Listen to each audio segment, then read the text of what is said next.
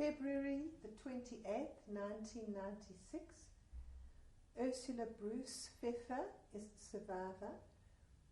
I'm the interviewer, Barbara Meyerowitz.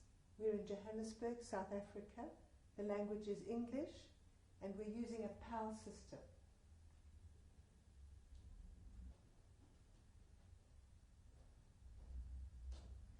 This is the 28th of February 1996. I'm Barbara Meyerowitz, interviewing Ursula Bruce in Johannesburg, South Africa. The language is English and the system is PAL.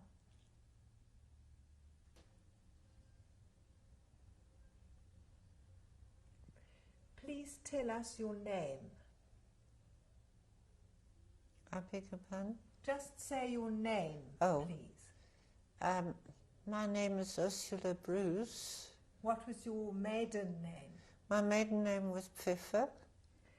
And what was your birth date? I was born on the 30th of December 1928 in Gießen, which is near Frankfurt in Germany. Ursula, please tell us a little bit about your life with your family in Gießen when you were a child. Well, the very early memories are rather blurred. I lived with my parents in an apartment house, and my grandfather, into whose house we later moved, lived in the center of town, where he had a fashion store in which my father and my mother worked. When it was time for me to go to school, we moved down into my grandfather's house because it was closer to the school which I was to attend, which was known as the Schillerschule, Schiller having been one of the famous German poets. I remained at that school until the late part of 1936, when my father immigrated to South Africa and my mother and I moved to a very tiny village called Oberdollendorf, which has now been incorporated into a slightly bigger conglomerate of villages, and has become part of a town called Königswinter, which is on the Rhine and is quite a popular tourist resort. Before you moved to Königswinter, can you tell us a little bit about your Jewish life in Gießen with your grandfather? Were you attached to any synagogue, or did you live a life where you identified clearly as a Jewish family? In the very early stages of my life, there was not very much awareness of being Jewish beyond the odd Hanukkah party and the odd Purim party. But when we moved to the home of my grandfather, where we had our own separate apartment, we didn't share that with him at all. He had his own apartment with my step-grandmother, Anna, who was a wonderful person. Then I began to be aware of my Jewishness. First of all, we began to attend the synagogue regularly. My introduction was my grandfather taking me with him on Simchat Torah and letting me sit in the front row next to all the piles of chocolates. And that's probably why I'm addicted both to shula and to chocolates. But his influence over me was very considerable. He was a very, very devout and dedicated Jew, and although for a long period in my life I was not really affiliated to a synagogue or anything. His influence and the experiences of worship and communal life has really influenced me in a way more in my later years than it did in the early part of my life. Were you an only child? Yes. So did you spend a lot of time with your grandfather? Yes, in a way, yes, but there were very particular periods when I was with him, particularly on Friday afternoons when I helped my step-grandmother to prepare for Shabbat, and I always went to synagogue with my parents on Friday nights and on Saturday mornings, and then went upstairs to his apartment to have my Shabbat meal with him and with my step-grandmother. And that was something that was always the highlight of my week. Did you go to any other Jewish lessons? Well, I went to Cheder briefly, but it was one of those Cheders where all the Bar Mitzvah boys sat in front, and the teacher devoted all his time to them, and the little ones were given Hebrew primers and were sat in the back row and left for a very large part of the lessons to flounder. And I got very bored and became very naughty.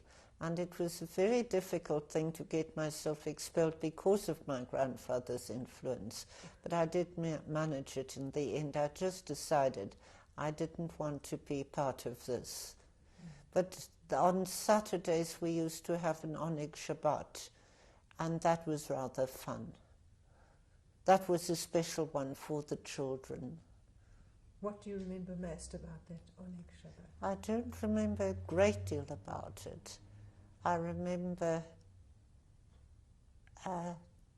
the trouble was it was not really geared towards the younger ones. It was mainly the older children who were already responding to their studies, on whom it was focused. But we did come in for a show every now and then, and it was fun, and there were lots of other children, and it was good company. I don't know that that had a particularly Jewish influence on me at that stage. Yes. Were you ever aware of any kind of anti-Jewish feeling in Gießen? I know now that there were anti-Jewish feelings, but I know, for example, that on the day on which Nazis came to power, my parents were very upset, and they sent me out for a walk with, I think it was my nanny and the lady who acted as our housemaid cook. There were suddenly a lot of men with brown uniforms and the swastika armbands and all the flags, the swastika flags, and there was a sense of very great upset. And later, of course, at school, children used to throw stones and in the winter snowballs, and although they threw snowballs anywhere, these were particularly aimed at me, and words like yud, yud, yud were called after me. And then there were problems because in the store, the non-Jewish assistants were no longer allowed to work, and there were certain stores where we were not allowed to shop, or restaurants where we were not allowed to have coffee. And it didn't make sense at that stage. But of course, it's difficult now to say, what was perception then and what is hindsight. But I know it was a very uneasy and scary feeling. And then, of course, there was a decision that we would leave and come to live in South Africa. I didn't know all the trauma and drama that had gone on because my parents couldn't. They had hoped to immigrate to America, but they couldn't because America was not prepared to admit a family with a child with any kind of disability. And it was just a lucky chance that my father managed to get the permit to immigrate to South Africa. Unfortunately, the Aliens Act came into force while he was actually aboard an Italian ship on his way to Cape Town. There were a large number of immigrants on that ship, and many of them, I believe, did turn back. But he was one of those who persisted. And it took him from the end of January, or I think early February, when he first arrived here in 1937, to ironically, the 9th of November 1938, before he obtained his permanent residence papers. And it was only after Kristallnacht and when the invasion of Czechoslovakia had already taken place that my mother was able to apply for a visa for herself and me to leave Germany. It was getting very, very, very close to danger point. We sailed from Hamburg on the 16th of March 1939, and I have an idea that that was the date on which the Nazis actually invaded Czechoslovakia. It was either that day or the day after or something like that.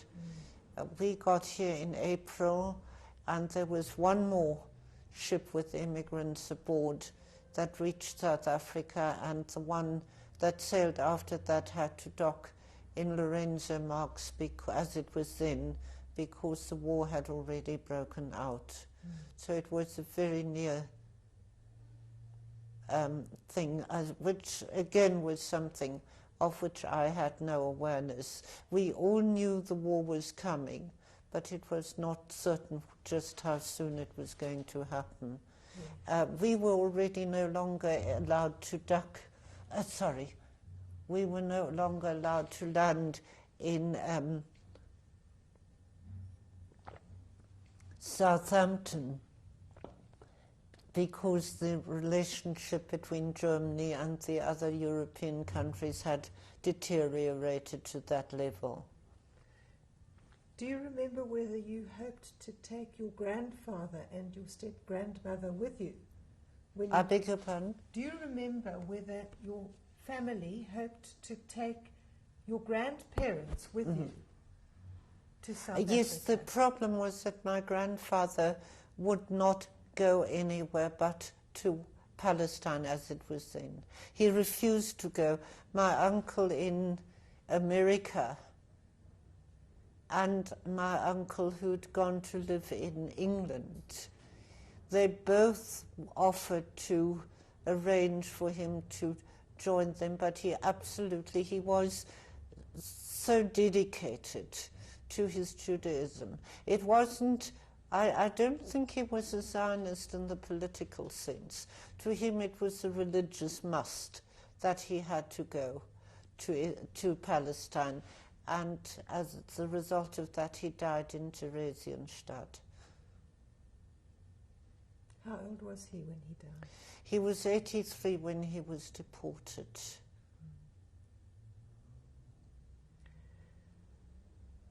Now you moved from Gießen to Oberdollendorf with your mother. That's right. My mother had been born there, and she came from a very large family, and one of her sisters and one of her brothers were still living in the house that had been the family home for, I think, at least 2 generations. How old were you, do you remember? But then I was almost 7, I think. It was no, wait a minute, it was the beginning of 1937. I must have been 8. And did you ever I get very confused because my birth date falls so near the end of the year. Yes. Yes. Did you ever see your grandfather again? Yes, once he'd had to have surgery to his eyes, and my mother and I travelled to Gießen to see him. But at that time he had just undergone surgery. He was still recovering, and we had hardly spoke to each other at all. He was very weak and very tired. It was also the last time I saw my father's only sister, my Aunt Minna. Now, you moved to Oberdollendorf and lived in the family house there. Sorry? You moved to Oberdollendorf. Yeah. Tell us a little bit about who lived in the house with you, maybe a little bit about what the house was like, what you did all day, and whether you went to school. Well, in a weird sort of way, I think those were the happiest years of my life because it was a tiny village. There were lots of trees, there was lots of space, there were lots of places of historical interest which were very beautiful. I mean, at that time at that age, one isn't terribly interested in historical matters, but one does like to be in places where one can run about and climb trees and play. And from that point of view, it was almost idyllic. The house, which was damaged during the war but has been restored, was very, very old. It's what in England you'd call a half-timbered house, because many of the houses in that village were built in the 13th and 14th century. And because the family had been so large, it was a very large house, to which my Uncle Paul had added a new section because he worked from home as a dealer in skins and hides, and he needed an office. The permanent component of the household at that stage consisted of my Aunt Meta, my mother's elder sister, who had a twin living in Holland, and my Uncle Paul. Neither Meta nor Paul had ever married. Meta had been a mother to the younger children when my maternal grandmother died, which was quite early this century, and somehow she had never married. But she was the focal point of the family, and practically everybody would gravitate to the house at some stage. One of my mother's brothers, Ludwig, who survived Theresienstadt, lived in Bonn, which is no great distance from the Königswinter area at all. So he was there very, very often. And his daughter, he and his wife and daughter and her husband moved into the house when it had been restored, well, before it had been restored after the war. And they lived there, and my uncle died there because after his release from Theresienstadt, he went back to live in that house. My mother's youngest sister was married from there, and I actually remembered the engagement party. I don't think I was allowed to go along when the family attended her wedding, but she was married from there in about 1934, 35. Might have been 36, I'm not quite certain. But it was definitely, my father had not yet emigrated. My mother's youngest sister, Gerta, who joined us on the ship on the way to South Africa, as I say, she was married from there, and my Aunt Meta's twin sister, Lily, who'd married a man from Maastricht in Holland, also spent a great deal of her time there with her children, Maastricht being not very far from the German border, and the Bonn region not being very far from it either. We travelled backwards and forwards a great deal, and so did the rest of the family. Later on, a Jewish lady from Cologne, a single lady called Hedwig Waller, moved into the house as a lodger when she retired from her job in Cologne, and she was a very great storyteller. I used to spend hours in her room sitting on the floor and just listening to the stories she told. And although she was somewhat crippled, she and I used to go for enormously long walks. We used to walk for 3, 4, 5 hours at a time, which, when I think of her age and the fact that she limped, when I think of it now, was quite remarkable. But she loved walking, and she had a little dog, and we used to take this dog for these enormously long walks. We'd stop off and buy some biscuits or slice of cake or something, and walk for 2 hours, and then sit down and eat our cake, and then walk back. So all this, from my point of view, was very pleasurable. When my uncle was forced to give up his business, we let that part of the house, the office, we converted it into a little flat, and a family called Meyer, Heinz and Maria Meyer, with their 2 little daughters, Annemarie and Renate, moved into the house.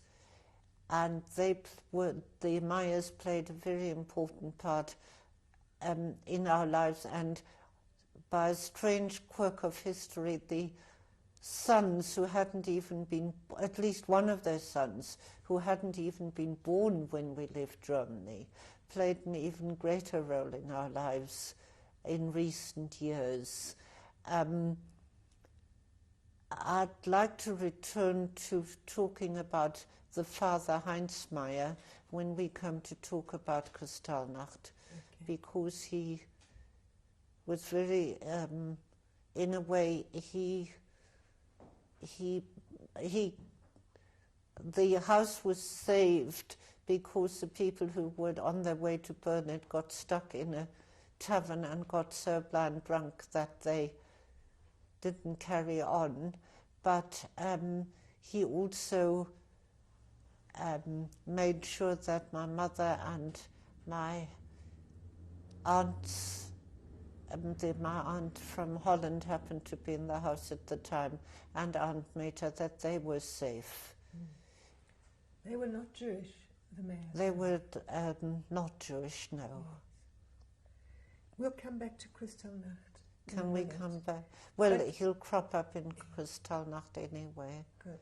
And I just wanted to ask you before the tape ends about school. Initially, I was very, very happy at school, and I had a lot of friends. And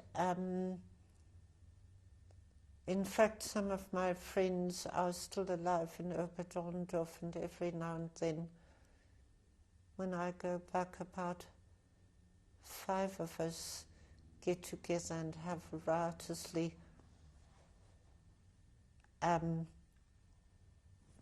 alcoholic party. I should mention that it is part of the wine growing area of the Rhineland, and there is in fact, my great-grandfather owned his own vineyard, which is even today still referred to as Kransberg. And the estate still produces wine, so it's a natural thing that we should celebrate a reunion by having a lunch or a supper party with lots of the stuff. Mm-hmm. But to come back to school, it was for the first year or 18 months, I would say, I was extremely happy. Although at the beginning of 1938, I was having passed the earlier class, I moved into the class of a man called Pranger. I can't remember his first name, don't think I ever knew it. And he was a dedicated Nazi. And being the only Jewish child in the school and in his class, he tormented me in every way he could. He forced me to say Heil Hitler, and he constantly made anti-Jewish remarks, and he really made I think my first real personal acute awareness dates back to the time I spent in his class. And at a later stage, a family moved into the village, and whereas the children, all the children of the village were accepting of me, they weren't all my personal friends, but apart from the occasional Jew girl or things like that, they were happy to play with me or scrap with me the way children do. But this young woman, Rosemary Fisher, really set out to talk the other children into not playing with me, and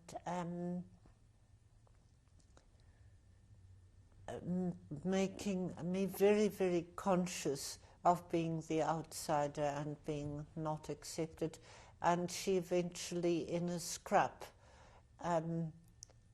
hit me in the eye. But as I think I have mentioned to you on a previous occasion, she may just have, the way children, I think children do go for the weakest part of whoever they happen to be beating or fighting with, or she may have done it deliberately. I cannot say. Sorry. I'm Barbara Meyerowitz, interviewing Ursula Bruce in Johannesburg, South Africa, in English. Tape 2. Ursula, we were talking about your life in the school in Oberdollendorf and suffering at the hands of one of the girls who was particularly against Jewish people. Oh, you mean Rosemary Fisher? Rosemary Fisher. Well, as the first thing that happened was that my mother very indignantly went to see the class teacher, this Mr. Pranger, and he had to complain. And he told her, well, what can she expect if his pupils have to sit next to a Jew child? And she then rushed me off to Cologne to see a specialist, and he wanted to operate on me immediately. And my mother decided that everything was becoming too critical, too dangerous, and of course there were rumors circulating. There was a very strict press censorship. I don't think anybody among the ordinary population really knew what was going on, but there were endless rumors, and some perception had got out that people with any kind of mental or physical disability were being eliminated. And my mother had to make a decision. She couldn't consult my father because the mail would have taken much too long. There was no airmail in those days. And so she decided she was not going to let me be put into hospital because she needed me in a place where she could move me. Moving at that time meant getting across the border into Holland. And in fact, there was I can't quite remember what the circumstances were. It might have been when Hitler invaded Austria, when she did grab me and travel to Maastricht in the belief that we'd be safe there. I remember her talking about this afterwards, because even I remember that in Maastricht, which as I say is quite close to the German border, there were lots of barbed wire entanglement and sandbags, and very young men, possibly teenagers or boys in their early 20s, with their rifles crouching behind the sandbags, and they were going to ward off the German army. And of course, even my mother, who wasn't a terribly politically orientated or well-informed person, could see that they wouldn't have stood a cat's hope in Hades. So she did not put me into hospital, and this probably led to my losing my sight at the age of 13 or 14, whereas if the glaucoma from which I initially suffered, probably from birth, had taken its course, it might have lasted into my late 30s or even my 40s. But I still feel to this day that she made the right decision given the circumstances and the situation in which she found herself. The episode in the schoolyard must have taken place in August or September of 1938. And of course, once Nuremberg laws were passed, I had to leave school anyway. And a little girl who was at school with me, a girl called Else Luft, used to sneak by in the late afternoons or the evenings and let me copy her homework, so that as a kind of effort to try and keep up with what was going on at school. I don't know that it made much difference in the long run, but the fact that she did this, I think is something which should not be forgotten. She did contact me again after the war. She was then living in Essen, and she was about to marry, and she wrote to me, and said, please can you send me some washing powder so that I can wash the wedding dress I'm going to wear, because the only soap powders we've got at the moment make everything grey. It does not make the white materials look white, and she wanted to have a proper white dress on her wedding day. We corresponded for a while, and I remember she had a little girl called Gabriella, and after that the correspondence petered out. She and her husband did want to immigrate to South Africa, but they were Catholic, and also they had no references, and I spent a lot of time going to various hairdressers' shops to find out what could be done, but I didn't have the know-how at that time. I was only a teenager. I suppose I should have gone to the authorities, and in the end the correspondence did peter out. I recently asked a neighbour of ours who had a friend in Essen to try and trace her, but the trail went cold. Can we go back to Oberdollendorf? Okay. Just a little bit, if perhaps you'd remember to tell us a bit about how long the family had lived in Oberdollendorf, and also a little bit about the Jewish community and how they fitted in to the larger community of Oberdollendorf. Well, my great-grandfather definitely, I don't know whether my great-great-grandfather was there, but definitely my great-grandfather on my mother's side, a man called David Kahn. He had what in German is called a Landgut, which is a bit more than a small holding and not quite the same as a farm. And he also owned a vineyard, and it was known as the Kahnsberg.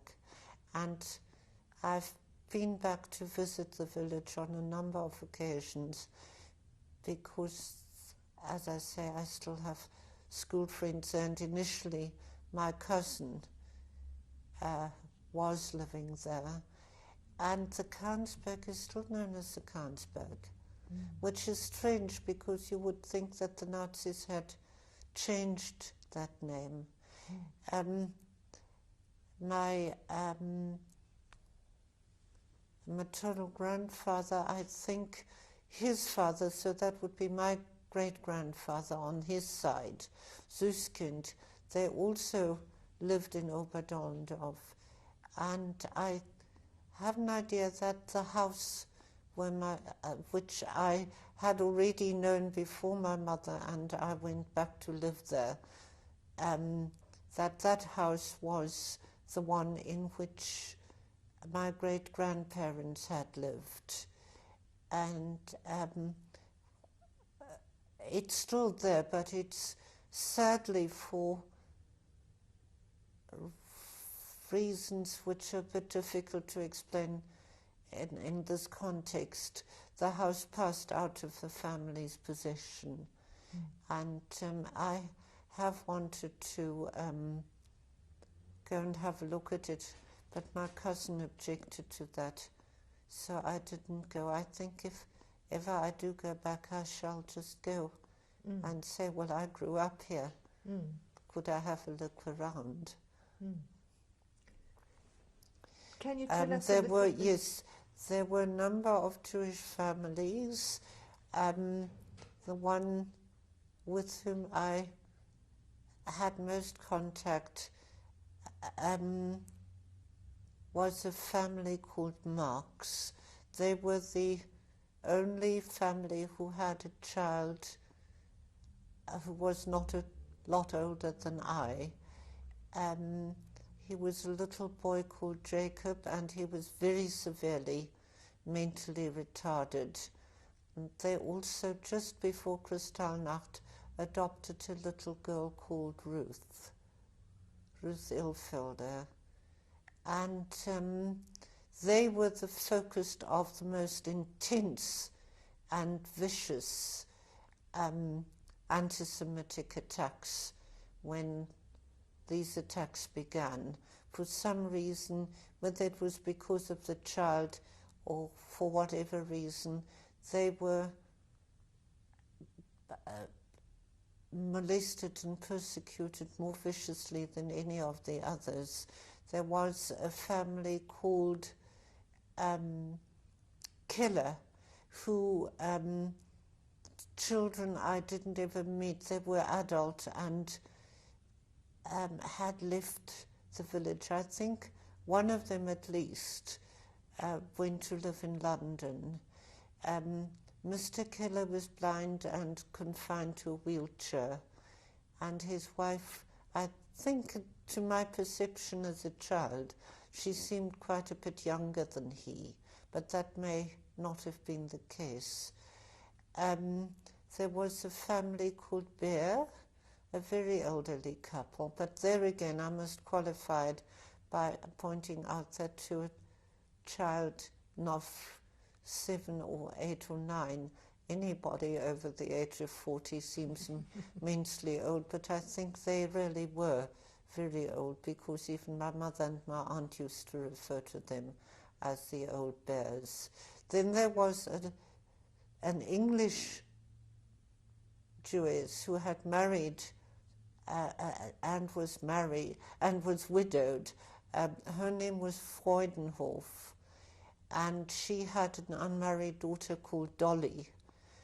Dolly had worked, I think, in Bonn or Cologne in a government department for years and years and years and years, and was very ignominiously dismissed because she was Jewish. Fortunately, Mrs. Freudenberg had her British passport still, so she and Dolly were able to escape. There was a very old lady called Mrs. Levy who was widowed, and her daughter Martha married a man called Friedrich Steg. Now, Friedrich Steg had a very high position in the village. He had been mayor, and he was the owner of the one and only factory, or he was the director. I don't know whether he actually owned it. Martha converted and became a very devout Catholic, and they had as an only son called Günther. Martha, like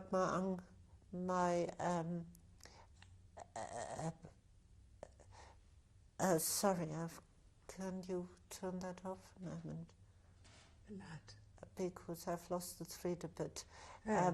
You were just describing some of the people yes, who lived in Obergall. as I say, Martha became a Catholic. She brought her son up as a Catholic, and because of her husband's position and because of his influence, she was able to survive till quite late in the war. My Uncle Ludwig's wife, Else Heller, who was Gentile, they didn't actually live in the village, but she was able to survive quite late in the war together with her daughter Ruth. But very late in the war, it must have been some time around 1944, people who had been relatively safe, who were married, either Gentile married to a Jew or Jew married to a Gentile, were then rounded up, and they were about to be deported. Both Martha and her son and my aunt and cousin were in the same camp, transit camp, and apparently during a tremendous bombing raid carried out on wherever it was they were, I think it was near Cologne, they were able to escape. Martha Steg and her son were hidden by friends in Bonn and later closer to Oberdollendorf. My aunt and my cousin fled to what later became part of Eastern Germany, and they lived by hiding out in barns or in the forests or in the fields in haystacks, and they led an existence close to that of animals, grubbing for survival and moving on for whenever people paid too much attention to them. And I know that my cousin was severely traumatized. Martha was able to go back to her husband and resume a fairly normal life. She lived to be 90. She turned 90 in January of 1991. I was all set to fly out to be present at her birthday party, and then the Gulf War broke out, and there were great disruptions of air travel and flights being rescheduled, and Lufthansa, who had undertaken to ensure that I arrived safely at my destination, advised us that they would prefer it if I delayed the trip because it was too dicey. They couldn't be sure where I would land or whether they would even be able to cope with looking after a single passenger when there were so many plane loads of people being shuttled about all over the show. She was already a very sick woman at the time of her birthday, and she died in April of that year. So I was rather sad, but I did go back in 1992. I did see Günther and his wife, and I did visit Martha's grave, which meant quite a lot to them. I think, let me go on with the, no, I think I have covered all the families. Old Mrs. Levy and the Marxes with the two children, the Kellers and the Bears, and an old single man called Jakob Apfel and Frieda Apfel, who I think was his sister. They were all deported. And I'm still trying to trace what happened to the little girl whom the Marxists adopted, but I think I know the answer. I'd just like somehow to know, because I had no brothers and sisters, and because there weren't any other children except the children from the other families. I looked after this baby girl, and I absolutely adored her. That's all I can tell you about the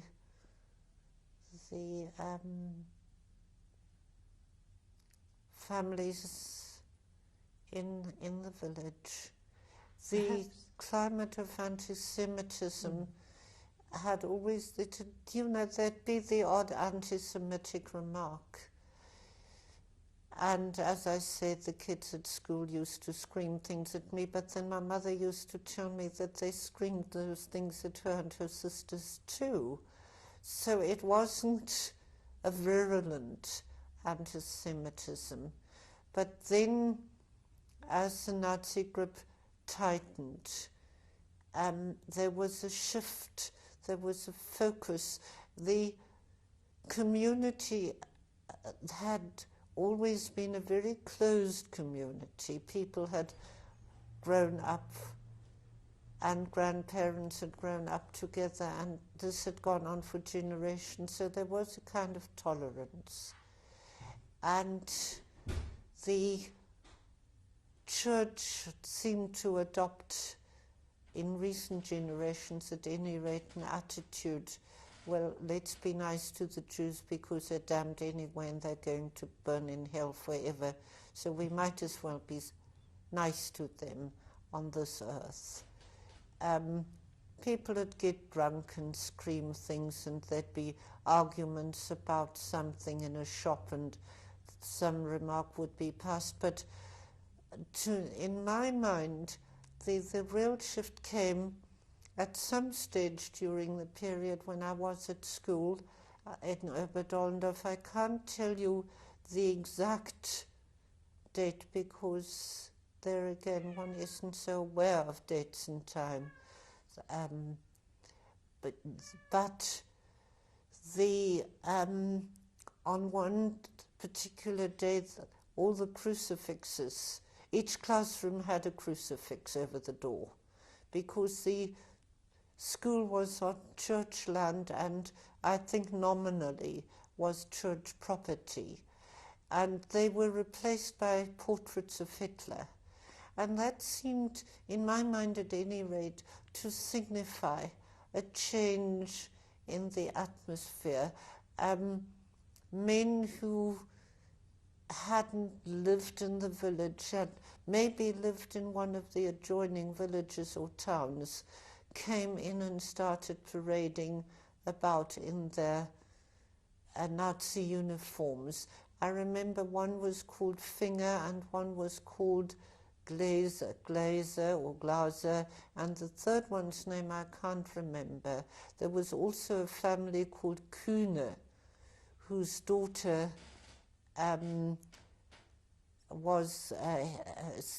formed a branch of the BDM, which was like the Girl Guides, but a Nazi movement, Bund Deutscher Mädchen.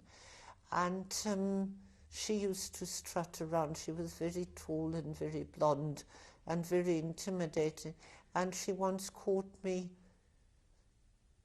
playing in the garden, or rather she caught Else Luft playing with me in our front garden. And she immediately called Else to her and ordered her to go home and not to play with me anymore. And Else's mother sent her right back the next day and said, "You take no notice, you go and play with your little friend." Which took a great deal of, it seems such a bagatelle, but I think it took a great deal of courage. Yes, it did. But the fear and the tension were building up.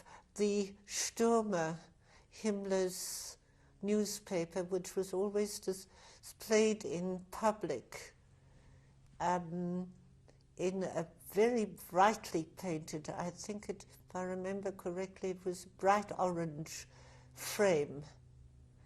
It was, if you can think of a rectangle sideways, which would hold the full spread of the 2 pages of a newspaper. And that was always displayed outside an inn called the Bauernhof, which was not in the market square, but in one of the smaller squares, where the number of main roads converge. And I remember there must have been, apart from general items which were distributed countrywide, there must have been local sections for the paper, because there were cartoons of my Uncle Paul, grotesque, with the huge nose and bulging eyes, that kind of thing.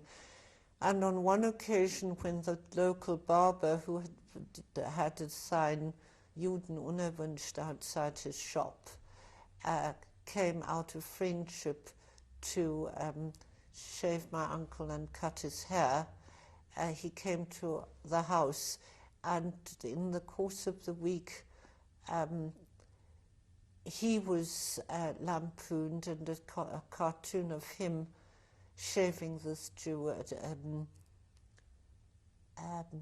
appeared in the Stürmer. My mother didn't, she always whisked me past it at top speed, but I remember she and my aunt were terribly upset by this.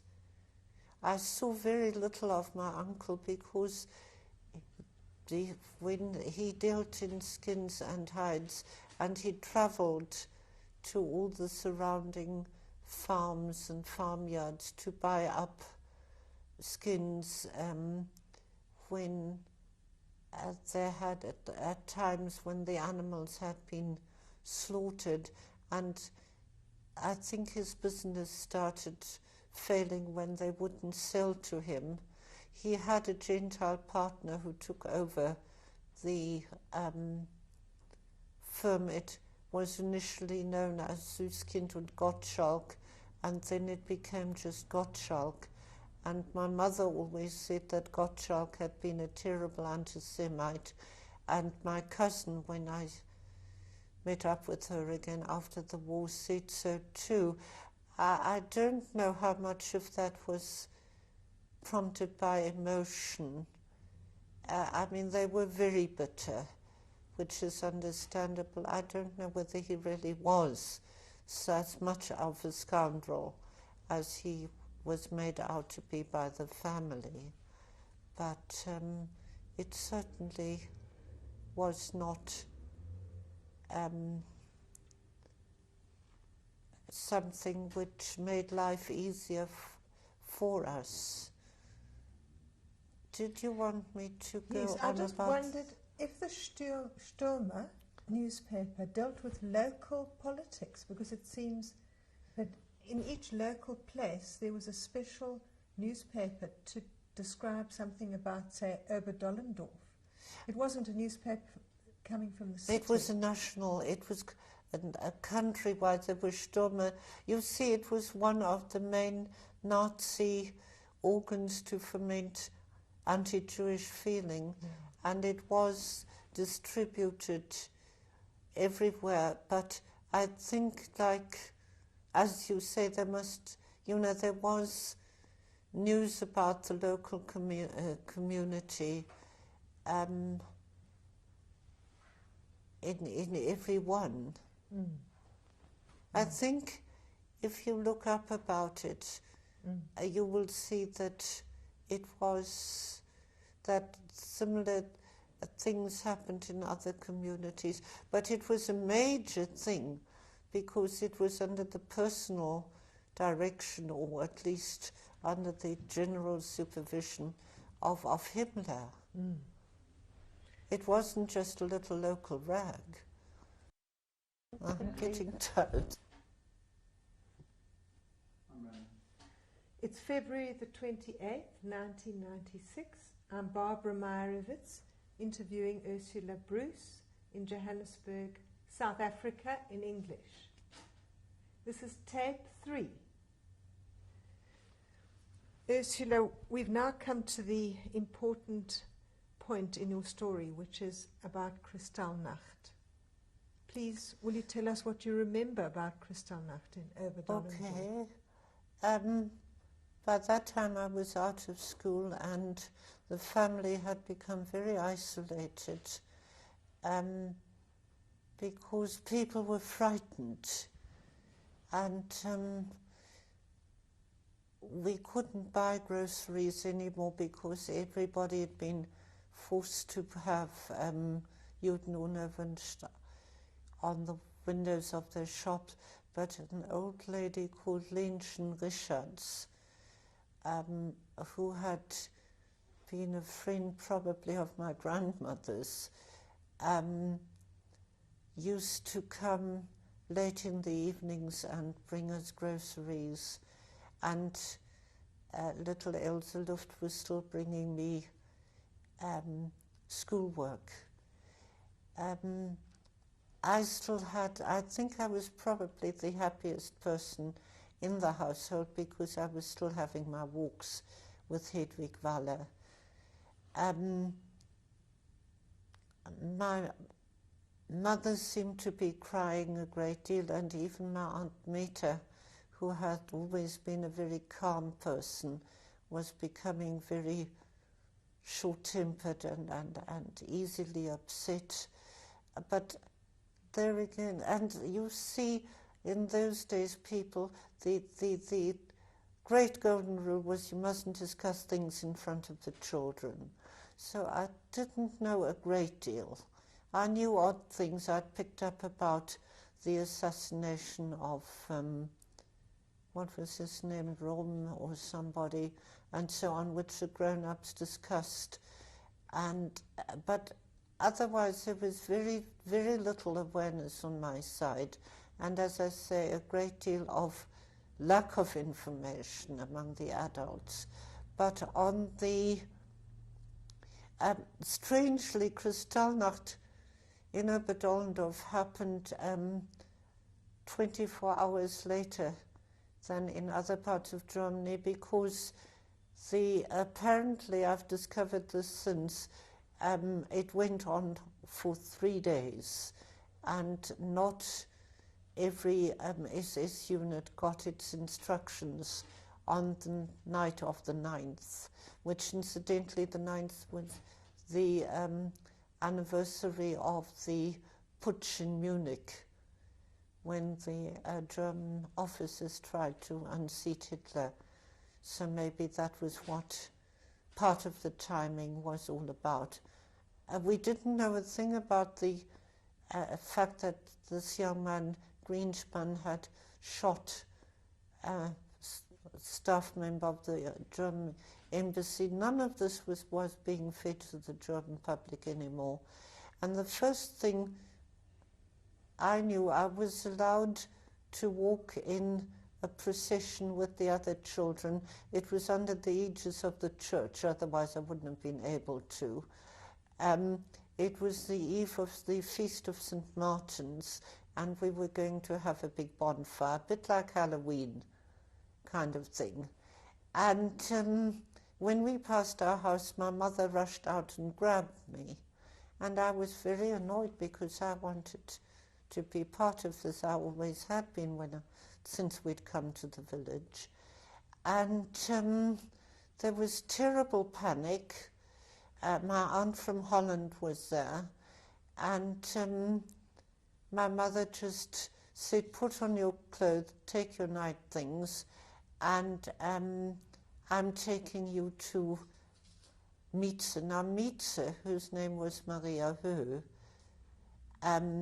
had worked for the family for many years as to help in the household, and all the the cousins, of whom on my mother's side I was the youngest, had known her and been looked after by her and given sweets when she wasn't supposed to, or smacked us when we were being naughty. She had been like a part of the family, but she had then married and she had 2 young children, and she lived about not all that far from our home. And my mother said, I'm taking you to Mieze, and I threw a tantrum and said I wasn't going. I was going to take my paper lantern with me, and I had to take my doll.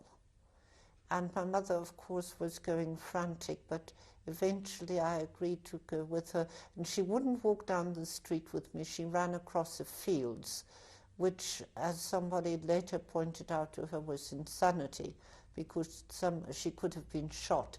But anyway, she got me back to Mietze's house. She got me to Mietze's house, and although Mietze's husband was a card-carrying member of the Nazi Party, because he had to be in order to have a job, he raised absolutely no objection. They had 2 small children. They knew they could be in great trouble, but they hid me for that night. And I think they kept me there for at least part of the next day. I know that at some stage she took me back to the house.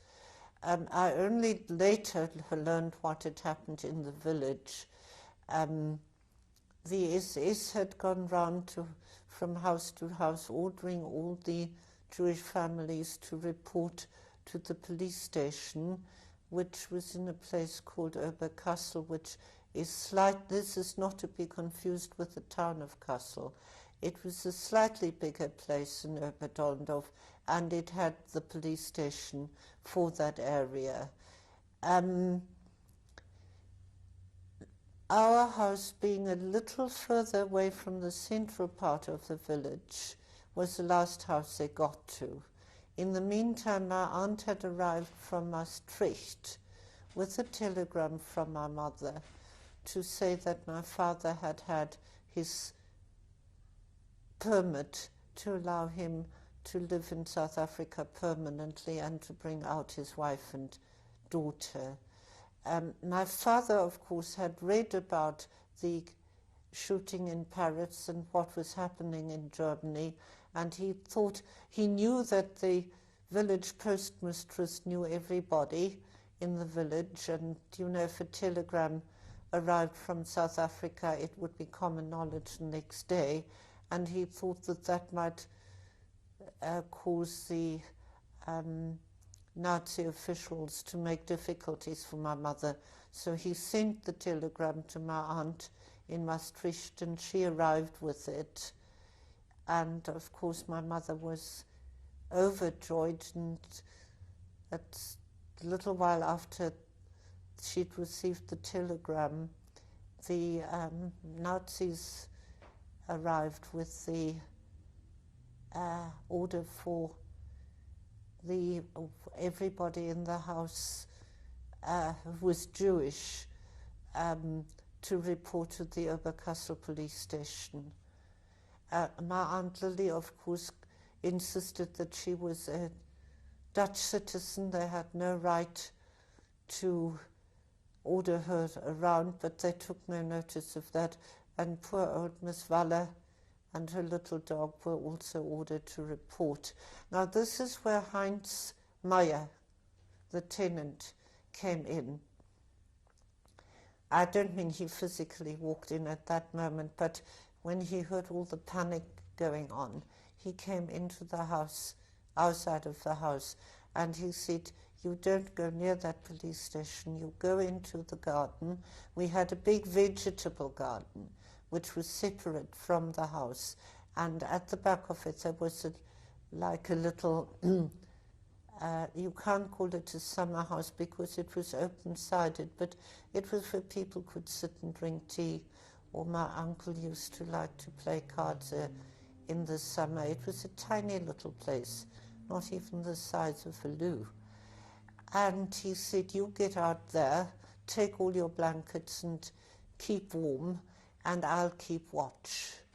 And so my mother, my two aunts, and old Miss Waller and her little dog, they all crowded into this little place with their blankets. It was November, it was jolly cold by then. And Mr. Meyer, who of course not being a Jew, had no problems about moving about, circulated around the village and saw all the other houses being burnt or smashed up. One of them couldn't be burnt because that was the house where the Marx family lived. They smeared that with excreta and smashed all the windows and wrecked all the furniture, but they couldn't set fire to it because of all these old half-timbered houses which would have caught fire and the whole street would have burnt.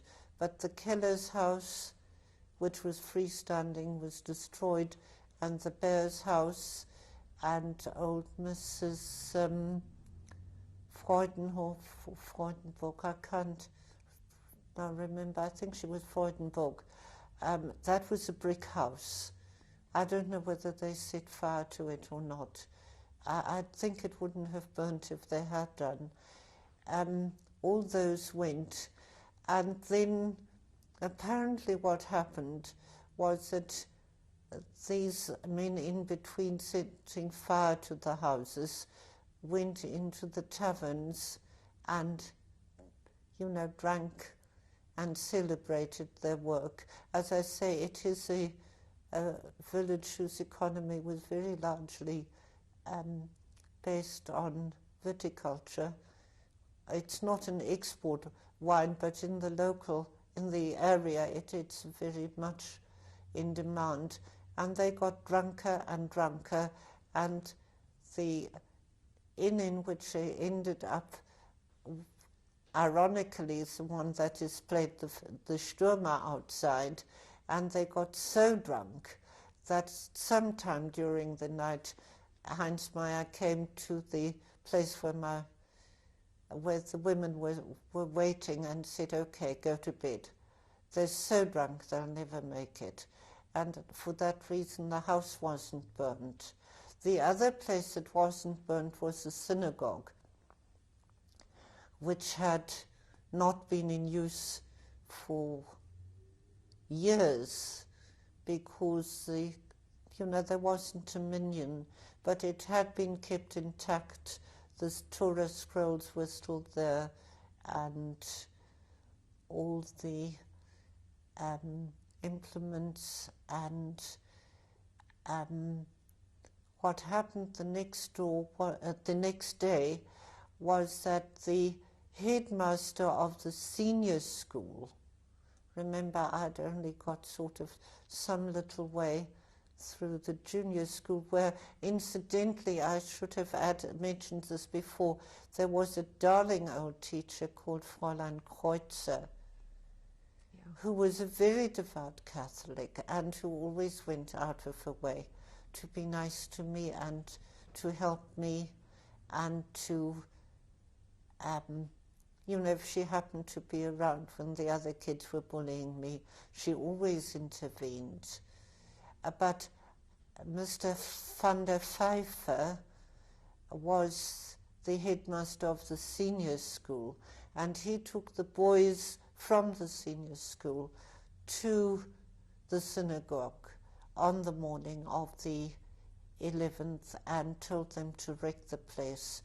And they shredded the Torah scrolls, and they tore the curtain of the women's section, and they broke up all the benches and the candlesticks. They banged against the pavements until they were dented and broken, and the place was totally wrecked. Lenschenrichter, the lady who brought us food, had a little restaurant bang next to the synagogue. Her house would have been burnt if the synagogue had been set alight, and so would quite a number of other houses. She later bought that site to prevent it falling into the hands of anybody who was going to desecrate it further. And as long as she lived, and as long as her daughter was able to maintain it, they kept that site. It was later sold. The daughter became very old and ill and had to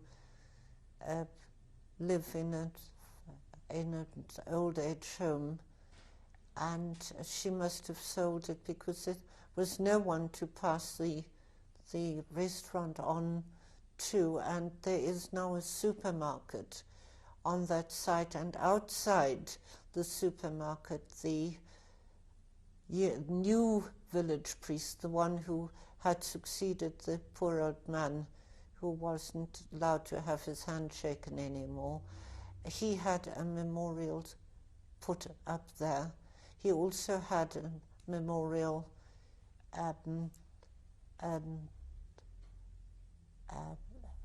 little carving which was made out of a piece of charred wood from the Warsaw Ghetto.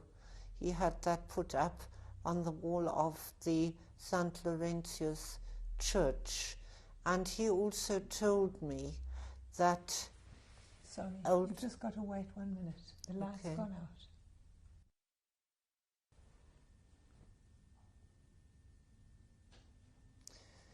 out. As I was saying, the priest who succeeded the old man, who incidentally the old man had secretly kept records of the deportations, but whether he died or retired I do not know. But the younger man, whom I've met on a number of occasions, is a man called Georg Kalkert, and he dedicated himself to what he calls trying to somehow repair what had happened in the past. For one thing, he restored the cemetery, the Jewish cemetery, which had been totally vandalized and which is very old. It goes, some of the gravestones go back to the end of the 30 Years' War, and I think a lot of cemeteries, Jewish and non-Jewish, were destroyed during that year, that period. But he also put up the memorial outside the supermarket, and this lovely little memorial inside the church, against the wall of the church, there is lettering commemorating the Jewish citizens of the village who perished in the Holocaust and other victims of Nazi violence, because obviously there were other people in the community who had been made to suffer. And he had obtained a piece of charred wood of the Nazi ghetto, and it had been carved, and if I remember correctly, it's a carving of the Madonna, which isn't altogether related to the situation, but as the church sees her as sort of the compassionate one, I suppose he felt that was it. And also a lamp which burns all the time. It never allowed to go out. And I developed a great friendship with this man. He's absolutely marvelous, and he's humorous, and he's dedicated, and he's so wedded to never allowing his congregation to forget the Nazi period and the things that happened. He doesn't bang on about it all the time, not the way in which he would put people off. He's done a lot of research too into what he calls victims, and now he calls them witnesses to the faith, people who refused to serve in the German army and were shot, people who protected Jewish families and were sent to camps and executed. He's done an enormous amount of research in that field. It's really become his life's work. Were there repercussions of Kristallnacht anywhere else around Oberdollendorf? Well, it shook the whole of Germany. I can only tell you how it affected my immediate family, and that was that my mother and my Aunt Lily made a speedy getaway back to her family in Maastricht, and my uncle Paul, now I can't remember whether he had already had to go into a nursing home. As I said, things weren't told me, but I pieced a lot of it together with hindsight. He was in a nursing home ostensibly for medical problem, but I think, in view of what happened later, that he must have been heading for some kind of a breaker down. He had been a member of the Communist Party in Germany at the time when the Communist Party was a perfectly legal thing to belong to. And after Kristallnacht, he realized that they were about to arrest him. And so in his room in the hospital in Bonn, he committed suicide. And strange that I was talking about Ilse Luft with a little earlier on, because I've just remembered that she and I was sitting in one of the rooms in the house. We'd been reading stories or doing something when my Aunt Meta came back from Bonn crying, and she had just found out that my uncle was dead. And of course my mother was very distraught too when she heard. Now, remembering this very clearly, because I suddenly only now realized what a terrible risk she must have been running, because this was now after Kristallnacht, and here was this little non-Jewish girl sitting together with a Jewish girl in the house of a Jewish family. It's only struck me now. It's strange how memory does these things. My mother and my Aunt Meta then phoned Bonn to ask my Aunt Ilse whether my Uncle Ludwig had gone on holiday, which was the code for had he been arrested. And he hadn't been. But the youngest sister, who lived, had married and gone to live near Hanover, her husband had been arrested and had been taken to Oranienburg. And he told us later that on the road from the station to the camp, on the march there, the SS killed 17 men. Now this was before the war. The war hadn't even started. She, that is my Aunt Gerta, then came to back to the house in Oberdollendorf, and she told us how they had wrecked. She and my uncle were living in her parents-in-law's household, and they had smashed up the home completely and broken the Magen David off the top of the menorah and waved it around and said, "Doesn't it look better without it?" before chucking it out of the window. And she was in a terrible state. And shortly after that, it all seemed to happen within a very short period of time. It must have happened before the end of that year, because my mother and I left in March of 1939, as I told you. She suddenly needed a hysterectomy. There again, I wasn't told what it was. One didn't talk of those things in front of little children, but it was later became clear. And there wasn't a hospital that would take her. And in Oberkassel, which is the place where the police station was, there was a little sanatorium run by some order of nuns. I can't remember what they were called.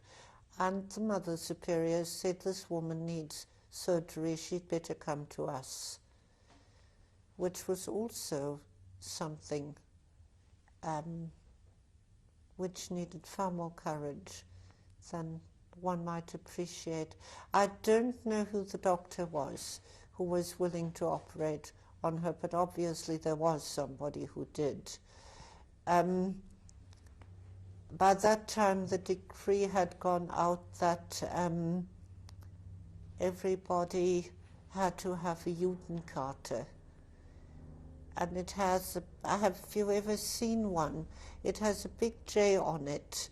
It's like a dompas, I always say. And inside the J there's like a crooked Jew's nose. And even I had to have a Judenkarte at the age of 9. And I didn't think it was so terrible.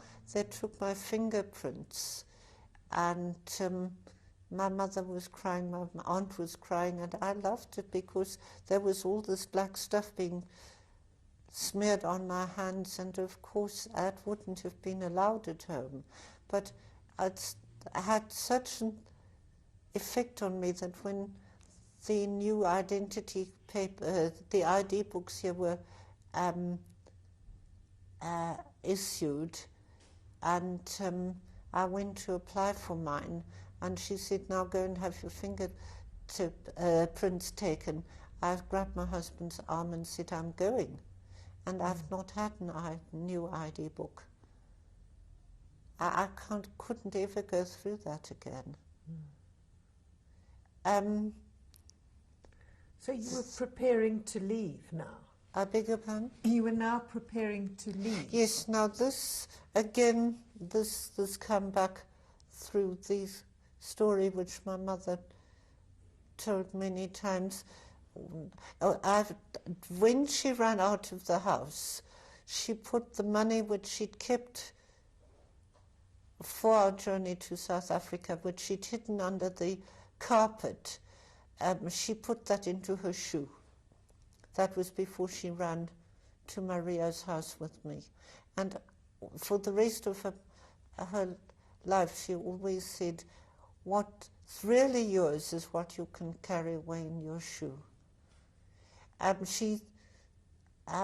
day or two after the telegram had come, when things had got a little quieter, she went to the consulate in Cologne.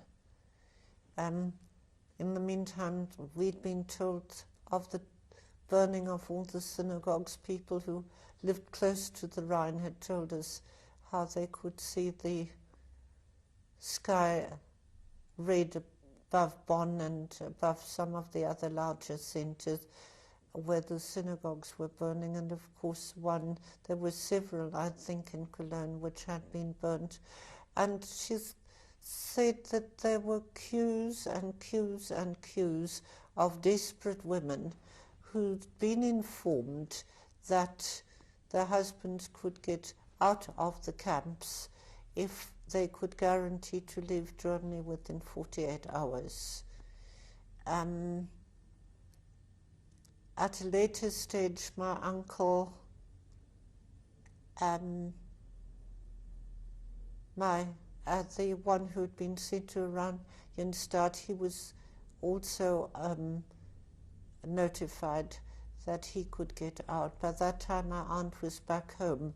Now, my uncle was rather lucky because he was the first cousin of Eric Rosenthal, you know, the quiz guy. And quite a number of the cousins were living here, and one of them, who was lecturer at Wits, applied for papers for him and my aunt, and he couldn't get them into South Africa, but he was able to get papers for them to go to Swaziland, where a number of Jewish families were. Barbara Meyerowitz, interviewing Ursula Bruce in Johannesburg, South Africa, in English.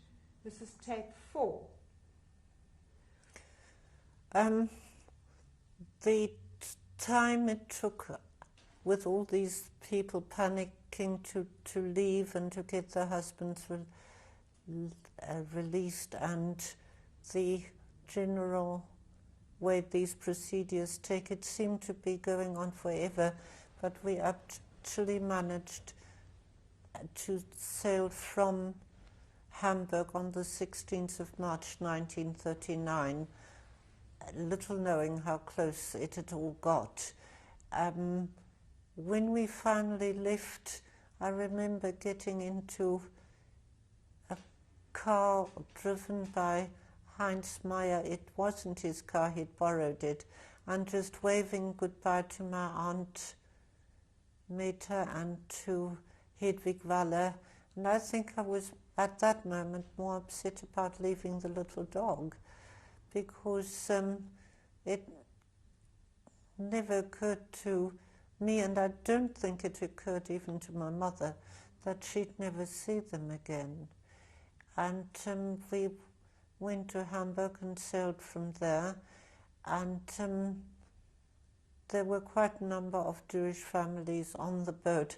My uncle had been released from Oranienburg, and he and my aunt were supposed to board the ship in Hamburg, but because of all the delays in getting their papers, they actually missed the departure of the boat. But when the boat docked in Rotterdam, they were able to come aboard, and my Aunt Lily and her husband and her two younger children came to say goodbye to us. And it was also the last time I saw my Aunt Lily, because she and her twin sister Meta were gassed in Auschwitz on the same day. The sea journey was heaven for children. There was a special nursery, and there were all sorts of games one could play. And I think it all seemed to end too quickly. My father wasn't able to come down to Cape Town to meet us, but he met the boat at Durban Harbour, and we came up here by train, and he had a flat all ready for us, and very wisely he put me into school right away. And fortunately there were a large number of Yiddish-speaking children in the school, and between the Yiddish and my German and the English of the other children and the teachers, I learned the language pretty fast. I was at an ordinary school until the age of 13, when my eyesight took a turn for the worse, and I couldn't keep up with the sighted class. I was sent to the special school at Worcester, but I couldn't cope with the rabid anti-Semitism and pro-German sentiment at the school. The headmaster, a man called Paul Biesenbach, was a German, and he made no secret of the fact that he was a Nazi, and he encouraged the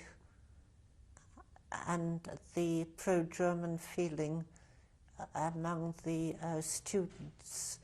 And I was so desperately miserable. I just couldn't handle it. So I refused to go back. And in spite of the fact that Dr. Biesenbach told me if I didn't finish my schooling, I'd end up in the gutter begging for my bread, I managed by a correspondence and later by being able to attend a small private college to complete my matric. And then I was very, very fortunate, because although there were a number of blind switchboard operator, nobody had ever held any other kind of, no female I should say, had ever held any other kind of clerical position. But I happened to have won a trophy for being the best typing student in Standard 8. And the advent of the dictaphone made it possible for me to get a job in an office. And I worked in clerical position first in commercial with the city council, and then in 2 other jobs. In the meantime, I married my husband in 1958, and we have 2 sons, Eric and David. And at the end of 1968, my husband said to me, look, if you want to go on banging a typewriter for the rest of your life, I don't have a problem. But if you want to do anything else with your life, you better do it now or you'll be too old. So I resigned and enrolled for postgraduate study, and somehow drifted into teaching, almost accidentally, because friends asked me to coach their children, and now that I was at home studying, and that's been my work up till now, and it has been, I must say, very enjoyable and very rewarding. It was rather traumatic the first time. I had to take a student from the German school, and I wouldn't have done it if it hadn't been a request from someone on whom I relied very heavily for recommending me as a private teacher, but she turned out to be a very nice girl, although her father was obviously a Nazi. He'd forbidden his children to speak German at home, and she needed to pass her matric. And I've had several students from there, from the German school, and strangely enough, the one who finished his studies with me at the end of last year was a young man who was born in Gießen. And I had 4 years of debating with myself whether I should tell him that I came from there or not, but I did. And when we were just about to finish, and he's been so sweet. He has been traveling through Europe with his girlfriend, and at every place they stop, he sent me a postcard. He's a very, very bright, intelligent, and perceptive young man, and one of the set works he had to study was one of Chaim Potok's books, and I had to initiate him into the mysteries of Hasidism, and without at that stage letting on that I'm a Jew. And it worked very well. And when I finally did tell him, he said, tell me about what happened. Actually, he didn't on that day. I think he was too shaken. But he came back for his next lesson and said, now talk.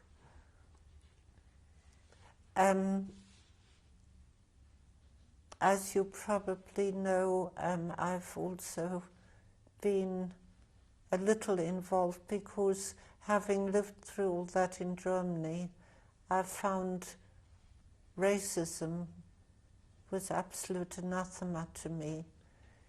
I initially joined the Liberal Party, but my father was very frightened, having had all that battle to be allowed to stay here. And my mother told me after he died that he used to tear up the notices to meeting and all the publications they sent me. But I did, when I was working, get drawn more into it. I had colleagues who were very politically aware, and I went with them to meetings.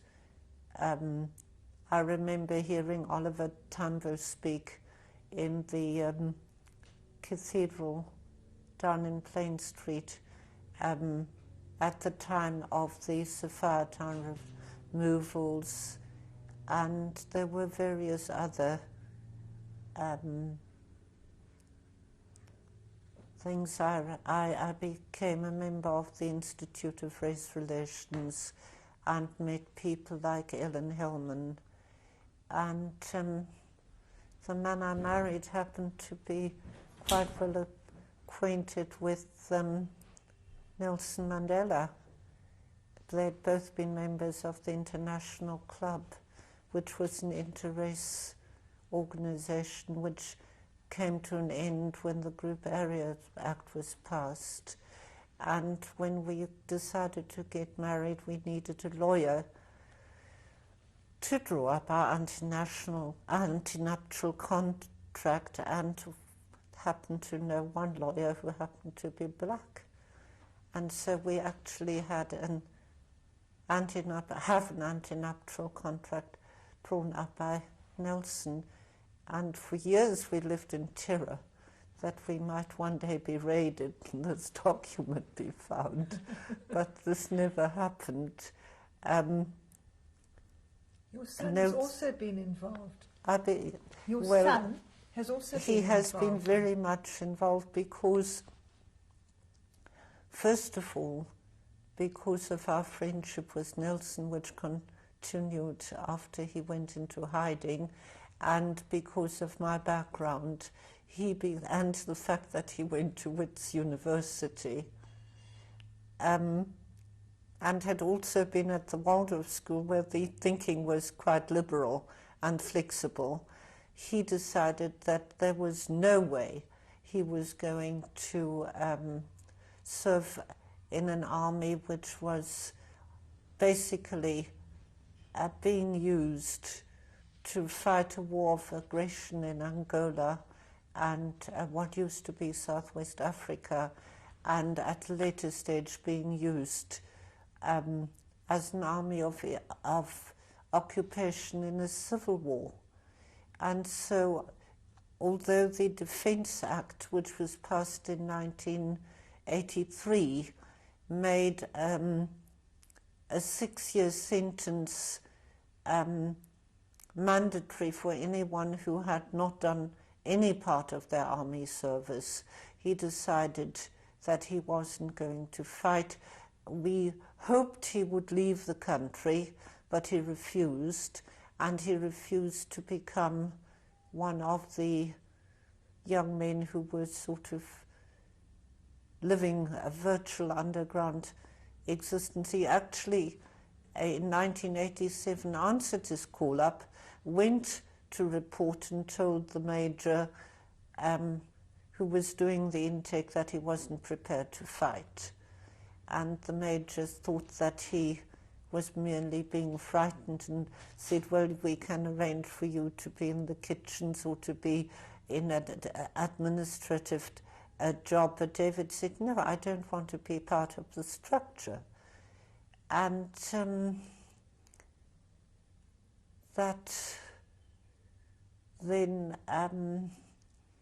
they said, well, we'll have to charge you. And he said, yes, I know.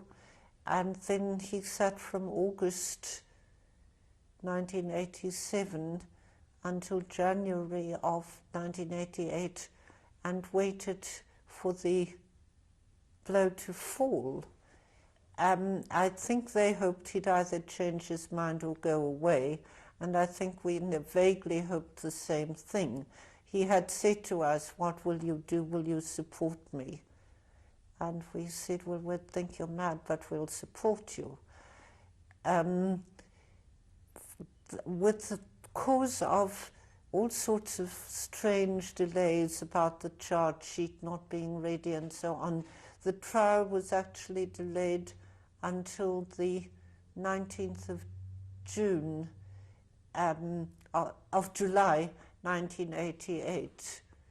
And Mandela told me afterwards that that was the 25th anniversary of the day on which, I can't remember whether he said he was sentenced or whether he actually commenced his sentence. So he said it was a tremendous morale booster for him. And you know all about the trial.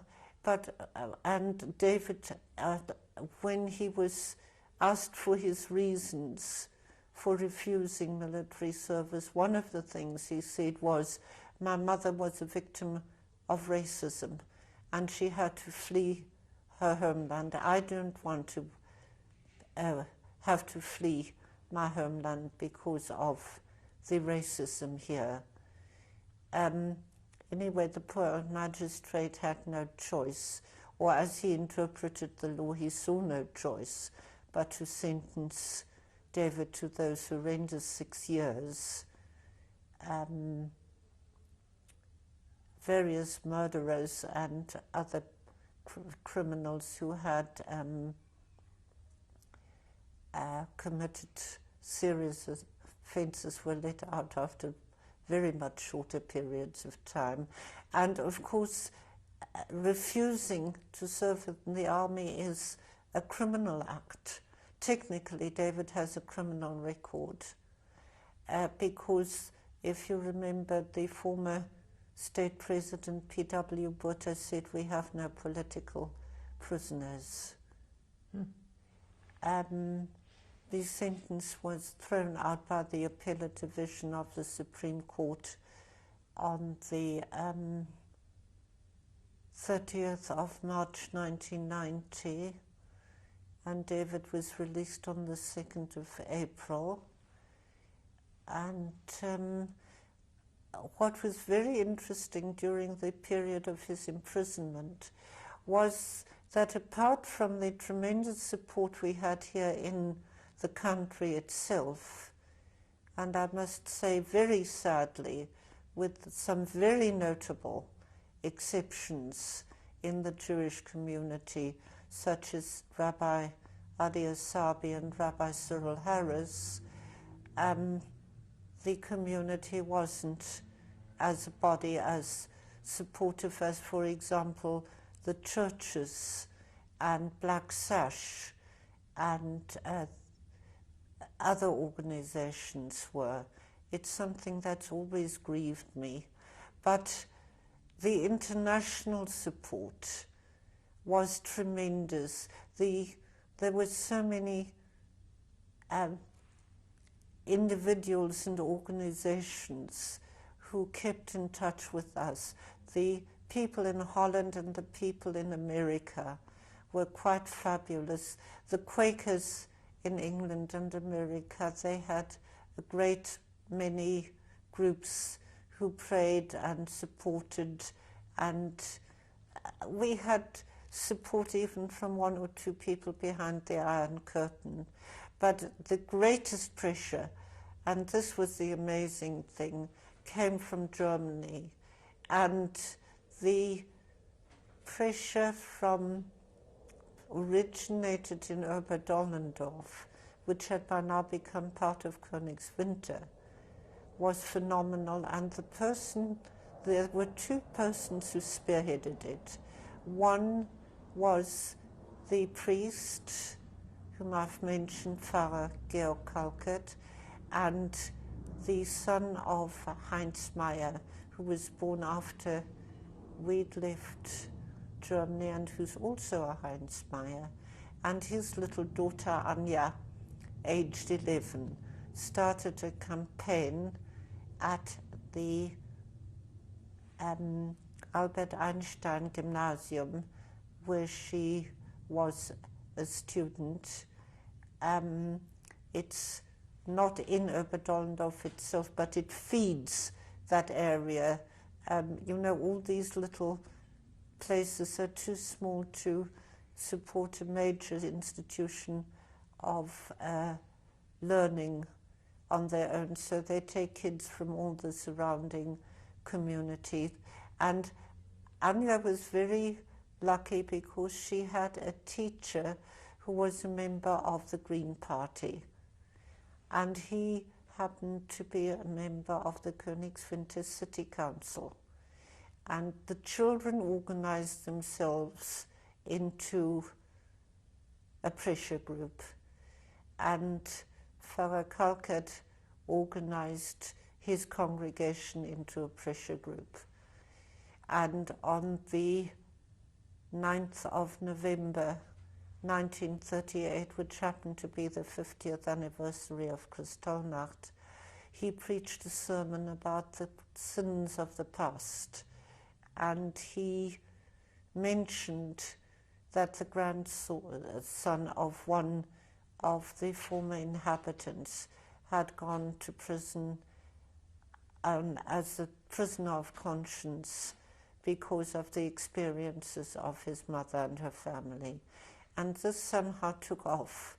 There were lots of people still alive who remembered my mother and my aunt. And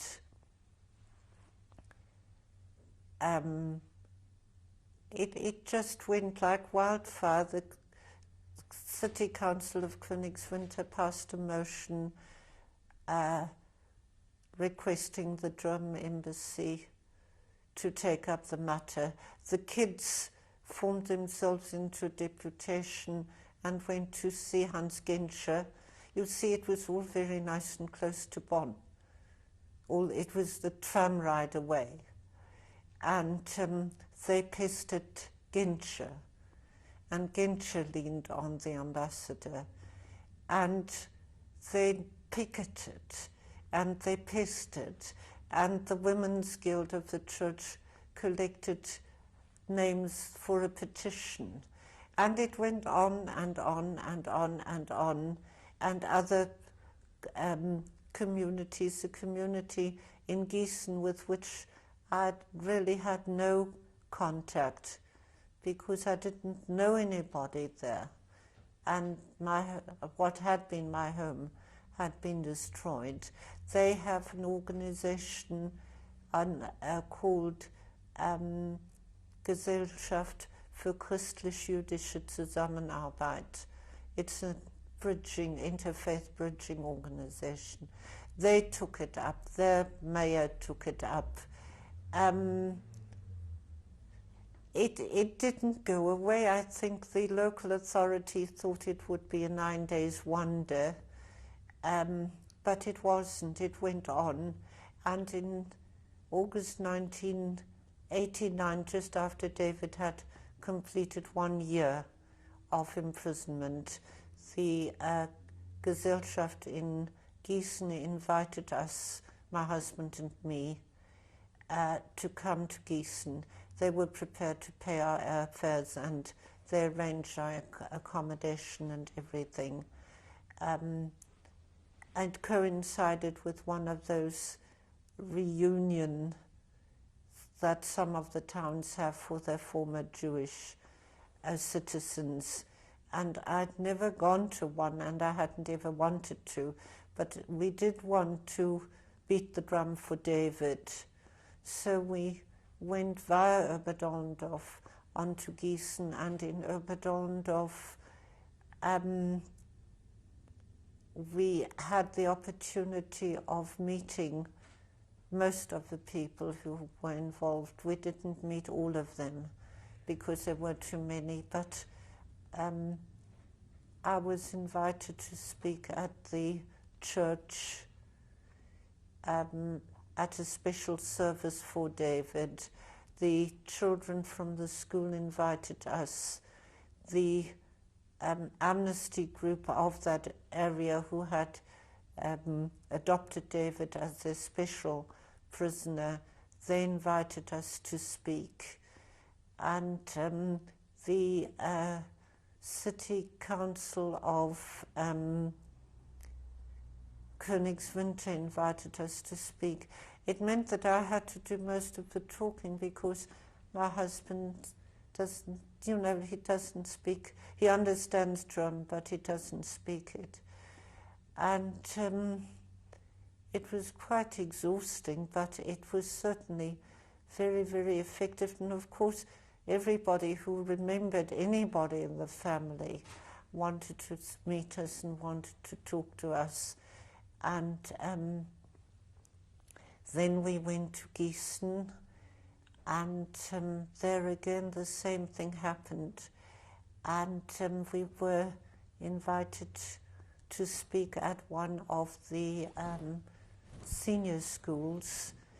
And that was a bit easier because then my husband could participate. At the amnesty meeting too, he was able to speak because they had a brilliant little lass who could translate from English into German and vice versa, just like that. I've never known anything like it, and she wasn't even a professional interpreter. And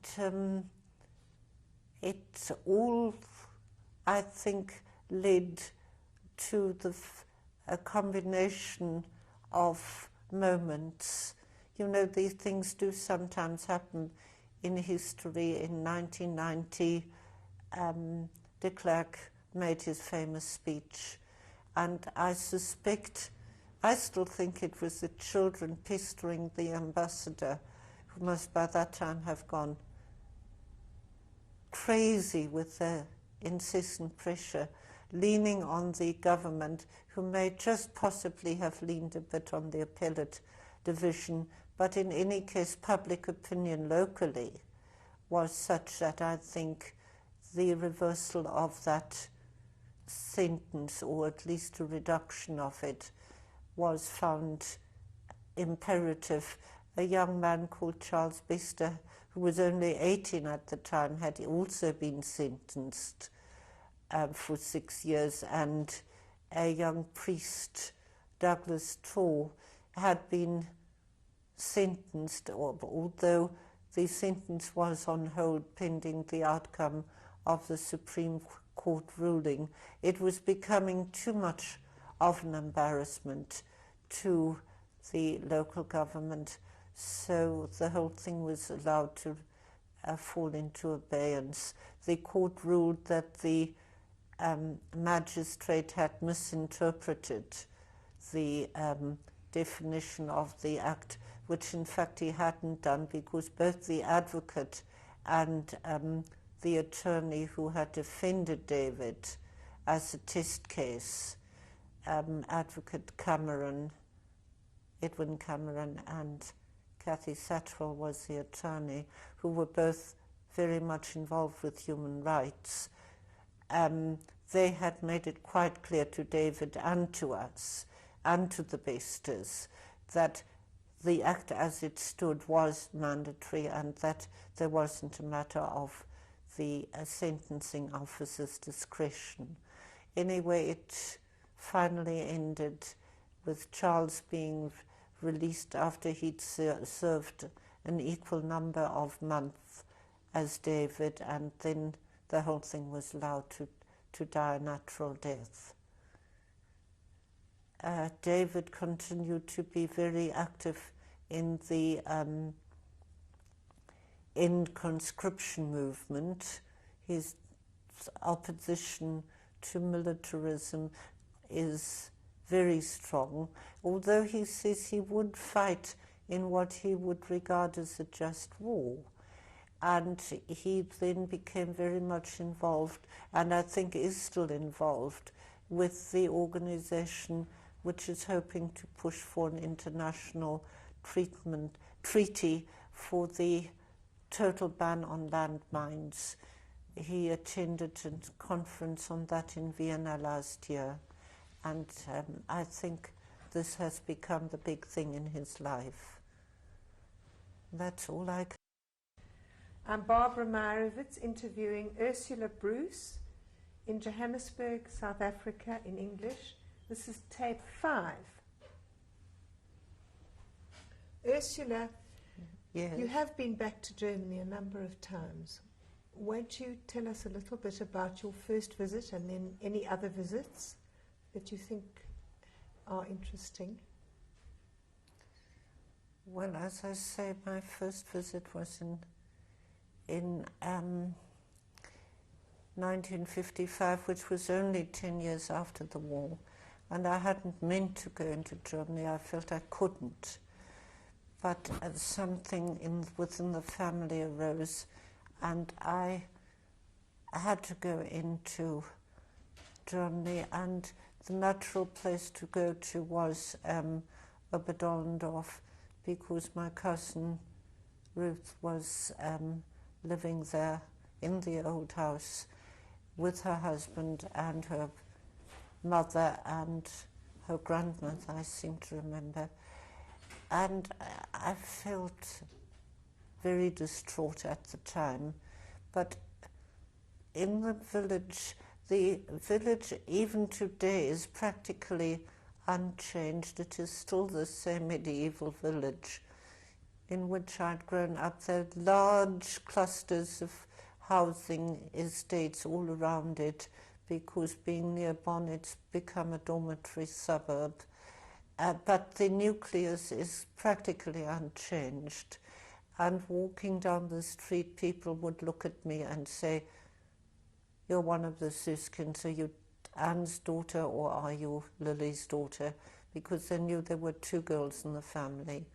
And I began to feel very much at home. There was terrific jubilation among my school friends, and of course we went to see Maria Meyer. Her husband sadly had died, and she was utterly beside herself. She was so glad to see me. And of course I went to see Mitza and her husband, the people with whom I'd spent Kristallnacht. And you know, somehow I felt almost as though the period between 1939 and 1955 didn't exist. It was so natural to slip into that lifestyle and into that routine, and that it became totally natural. But outside there was this, you know, there was still Germany outside this time bubble. And that was very disturbing. On the trams and in the streets, I seemed to be constantly, outside Oberdollendorf, I seemed to be constantly listening for anti-Semitic remarks. But strangely enough, most of what one heard was American English, because the Army of Occupation, or people who were involved with rebuilding Germany, were somehow dominant in public places. I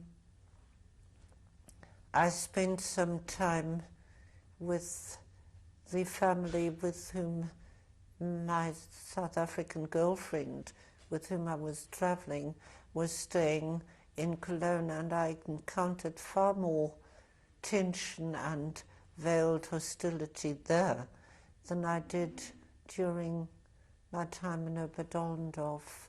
It was a very mixed experience. By 1967, when I went back, by that time I was married, I took my husband. Maybe because I felt more secure, because he was with me, I felt a great deal happier. My cousin wasn't there anymore, but she and her husband drove over from their new home, and so there was a great reunion. And in 1977, she and I and the children of my Aunt Lily, the two sons and the daughter, we had a reunion at my cousin Ruth's home, and we all went to Oberdollendorf, and it was almost a village holiday for everybody. And that was the first time they showed me the memorial in the church. I knew about the cemetery because I'd been to see the graves on the earlier visit in 1967 with my husband, but I didn't know who had been responsible for restoring them.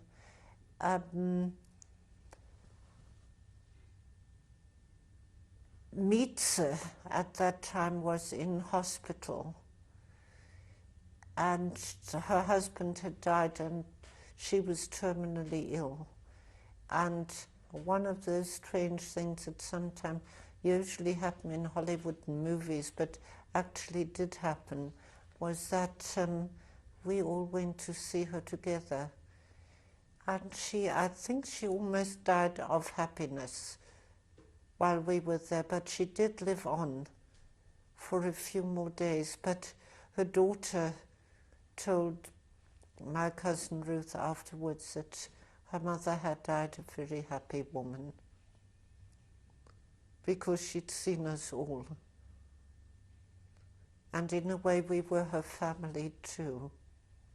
she brought us all up at times. Me most of all, because I'd spent the longest period of time in Oberdorndorf, but the others at some stage she'd looked after, and they tagged around after her just as I used to do. And I've always been so glad that I had seen her and that we'd all been together.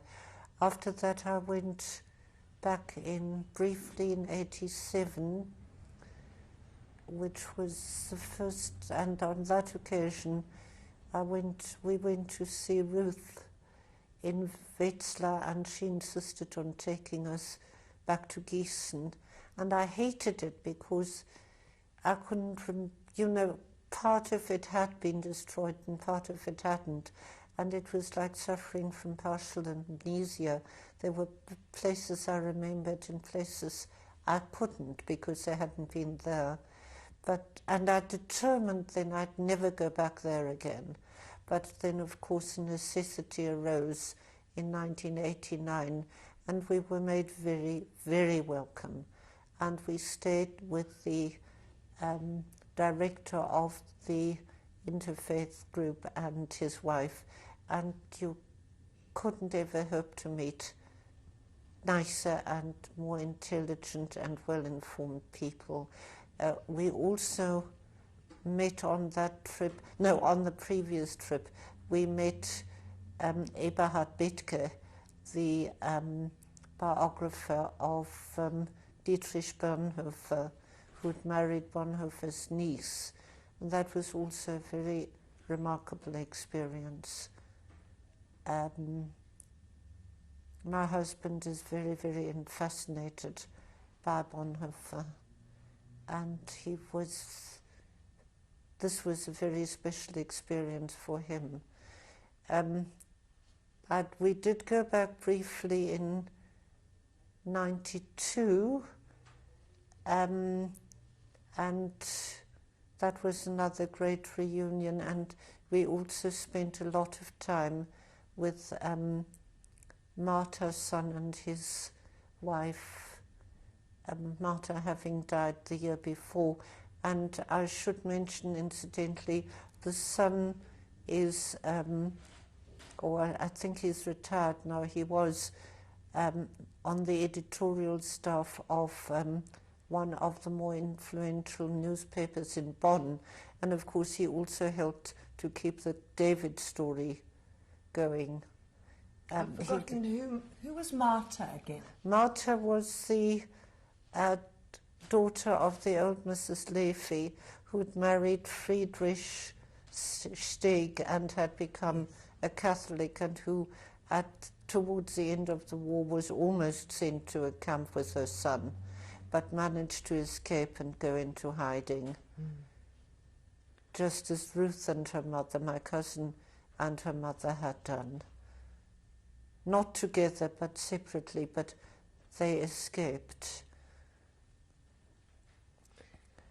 And that was the last time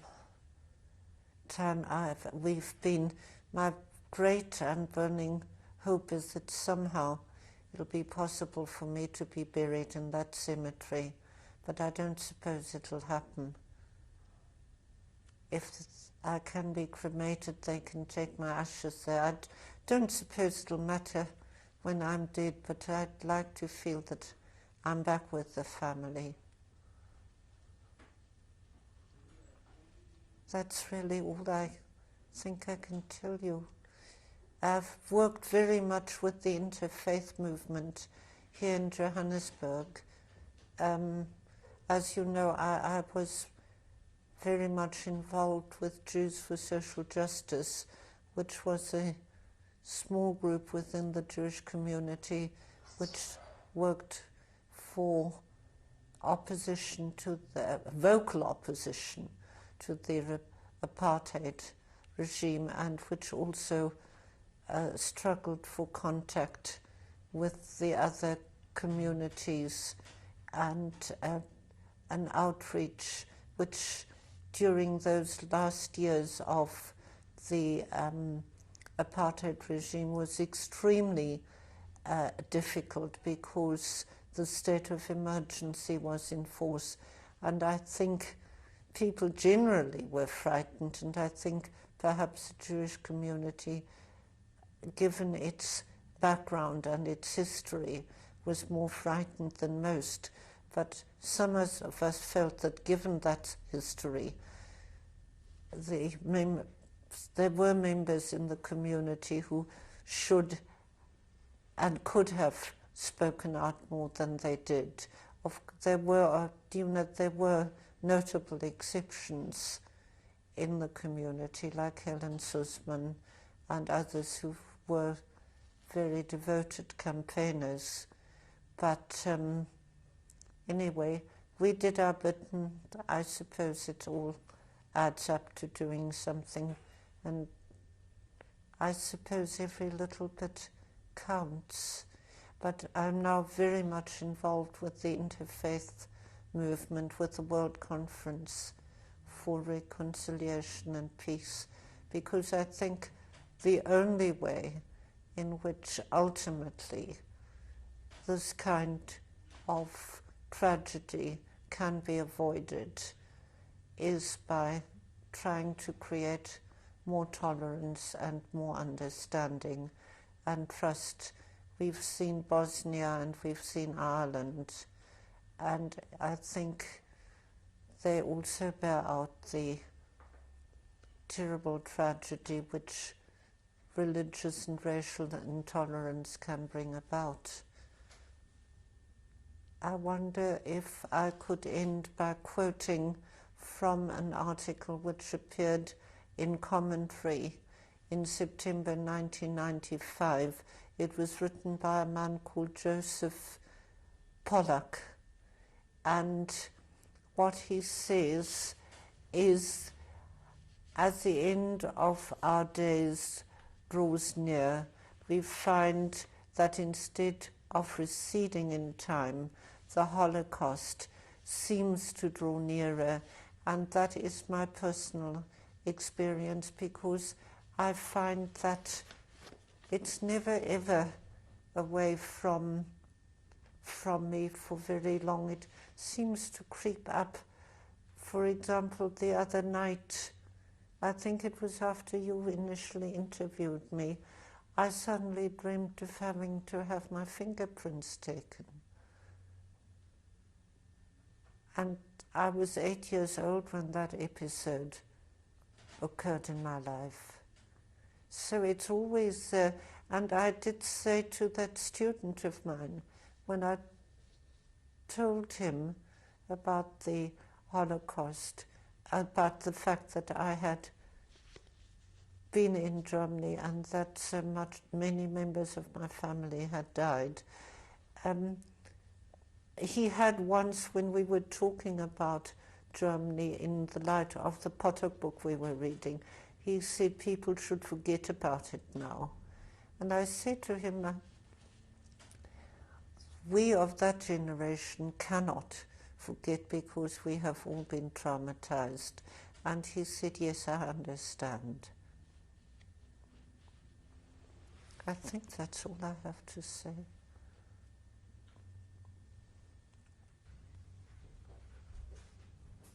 Hello.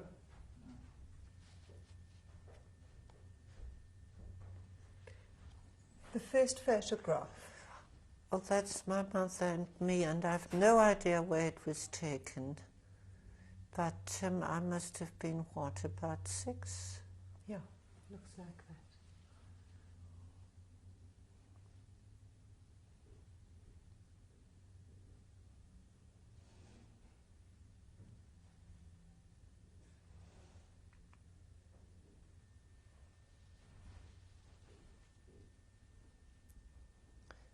This is a wedding photograph of my mother and father. They were married in October 1926. Were they married in Oberdollendorf? I think the ceremony took place in Oberdollendorf. According to the marriage certificate, the civil marriage took place somewhere else. by law it was like France. You had to have a civil marriage, and if you wished to have one afterwards, you could have a religious ceremony.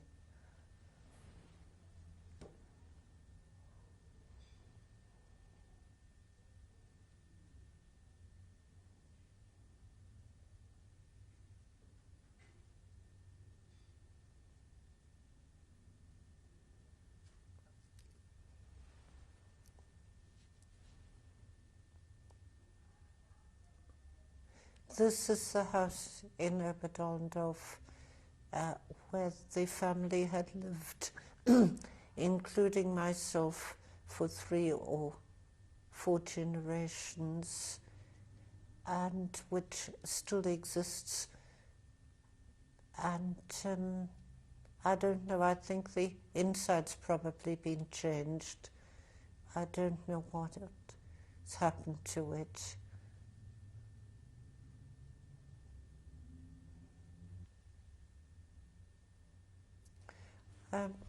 Without the actual picture. Oh, this is the a group photograph of my mother, 3 brothers, and her 3 sisters.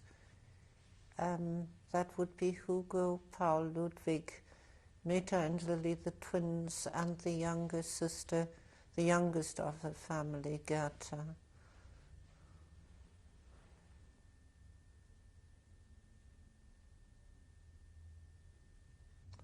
So which photograph are you?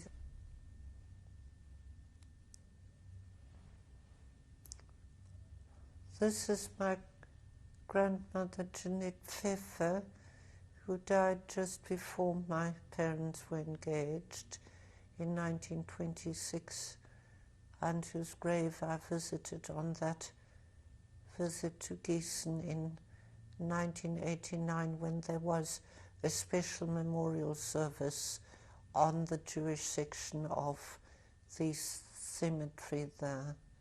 My father's eldest brother, Julius, is also buried near her.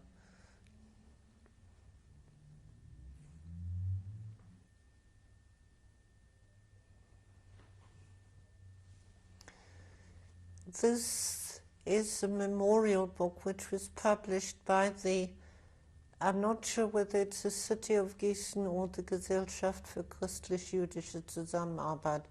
It has the names of all the former Jewish citizens of the town, and also their dates, and those who were deported are mentioned, and as far as is known, their dates of death. What upsets me very much is that my father's only sister does not appear in that book, and I've tried for years to trace her. I finally, on somebody's advice, wrote to the Central Synagogue in Berlin, where she'd lived after her marriage, and they gave me the date of her deportation, but they said that she was verschollen, which is like saying she disappeared.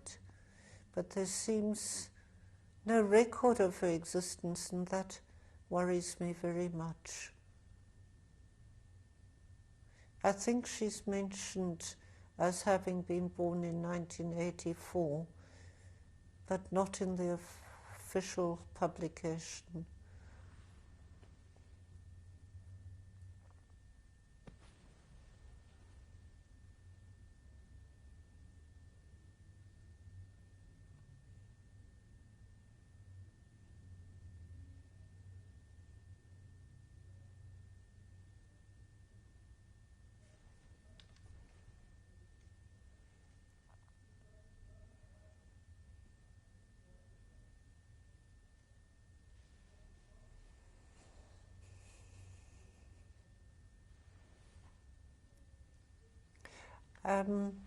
This page of the Gedenkbuch, of the memorial book, gives the date of my grandfather's deportation, and I think of his death. and also that of my step-grandmother, who was actually the only granny I ever knew, because she had been his housekeeper and he later married her.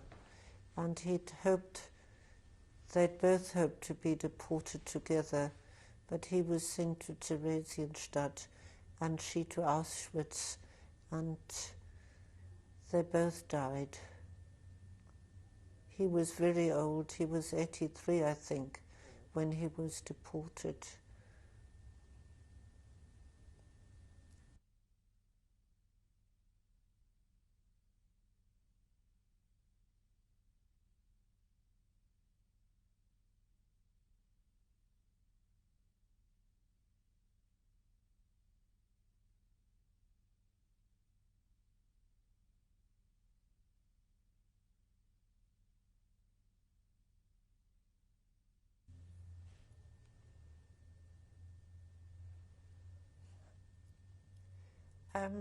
This is a photograph of my grandfather Ignaz and his eldest son Julius, who was my father's brother.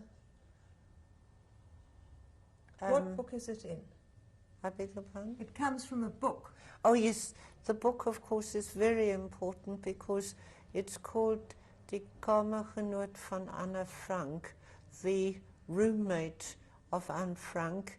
It was written by a Dutch historian called Nanda van der Zeer, and it concerns Fritz Pfeffer, my father's brother, who was the Albert Dussel, who shared the fate of the Frank family. Anne Frank mentions him in her book, in her diary, quite often, and I hope he wasn't quite as difficult as she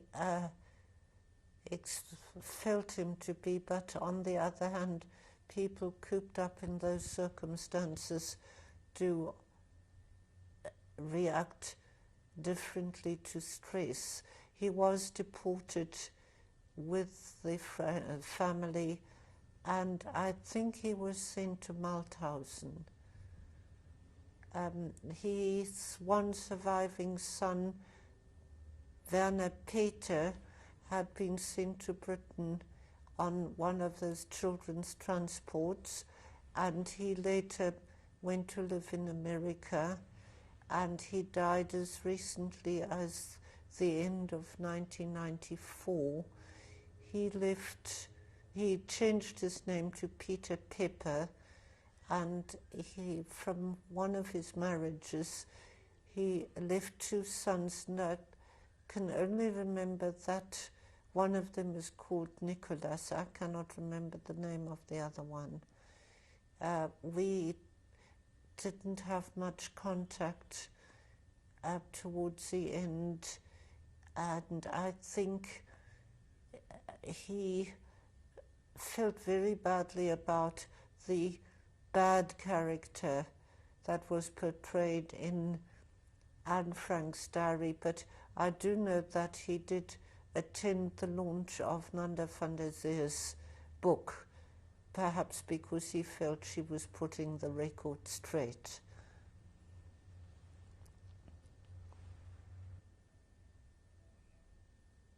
There were three young men in this photograph. Who are they of? Who's that? What does it say? It says Ernst, Fritz and Emil Pfeffer. Now, Ernst was one of the older brothers. Fritz is Dussel, and Emil is my father.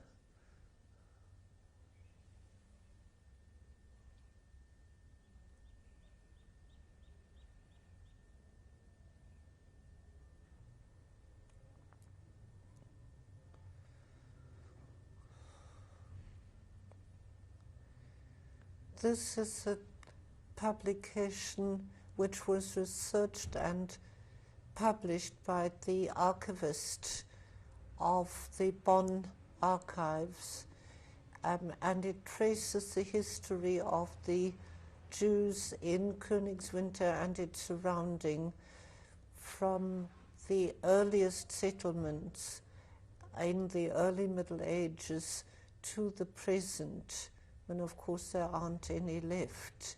It's called the Jews of Königswinter, at least it's called Königswinter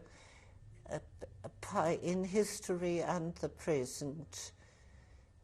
And it covers exhaustively by photostats of the archives, not only very ancient documents, property purchases, birth, deaths.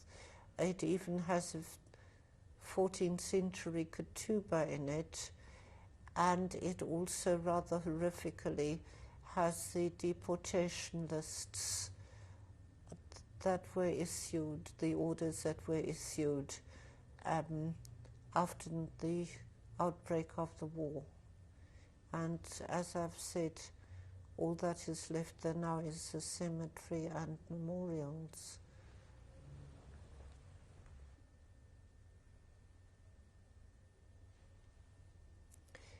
This is a photograph of my cousin Ruth's wedding, which took place in Oberdollendorf.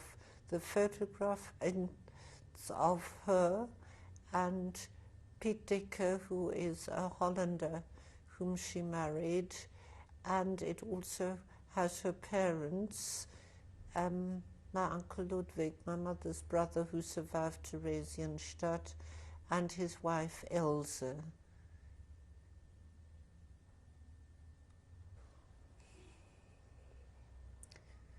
Apropos the previous photograph, I'd just like to mention that Pete and Ruth actually met while they were doing forced labor in a laboratory in Germany during the course of the war. And the next photograph is of two of the restored gravestones in the Jewish cemetery in Königswinter, which is the cemetery in which members of the Kahn and Süskind families are buried, sorry.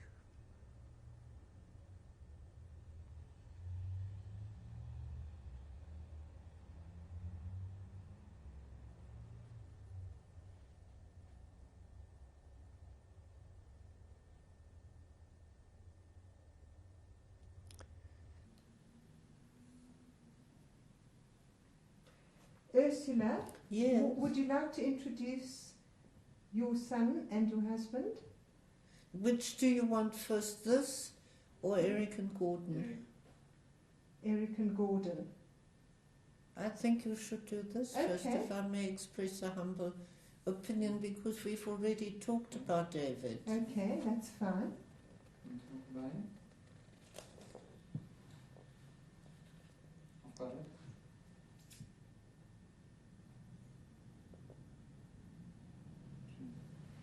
Okay. Eric, would you like to say something?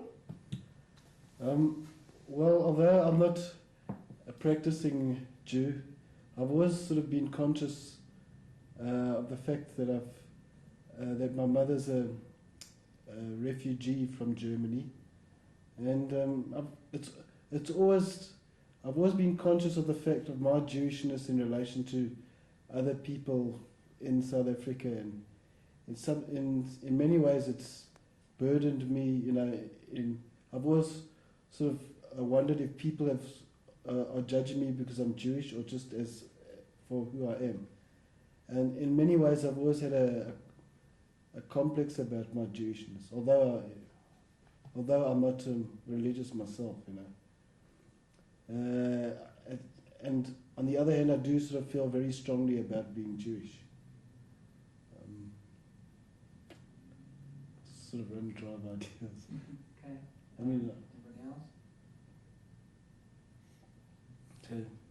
Dad. Well, has certainly resulted in my being aware, in a very personal way, of the sufferings of a particular family caught up in the rise of Nazism in the 1930s. More importantly, I have understood how all human beings are, as it were, caught in amber in the situation in which they find themselves.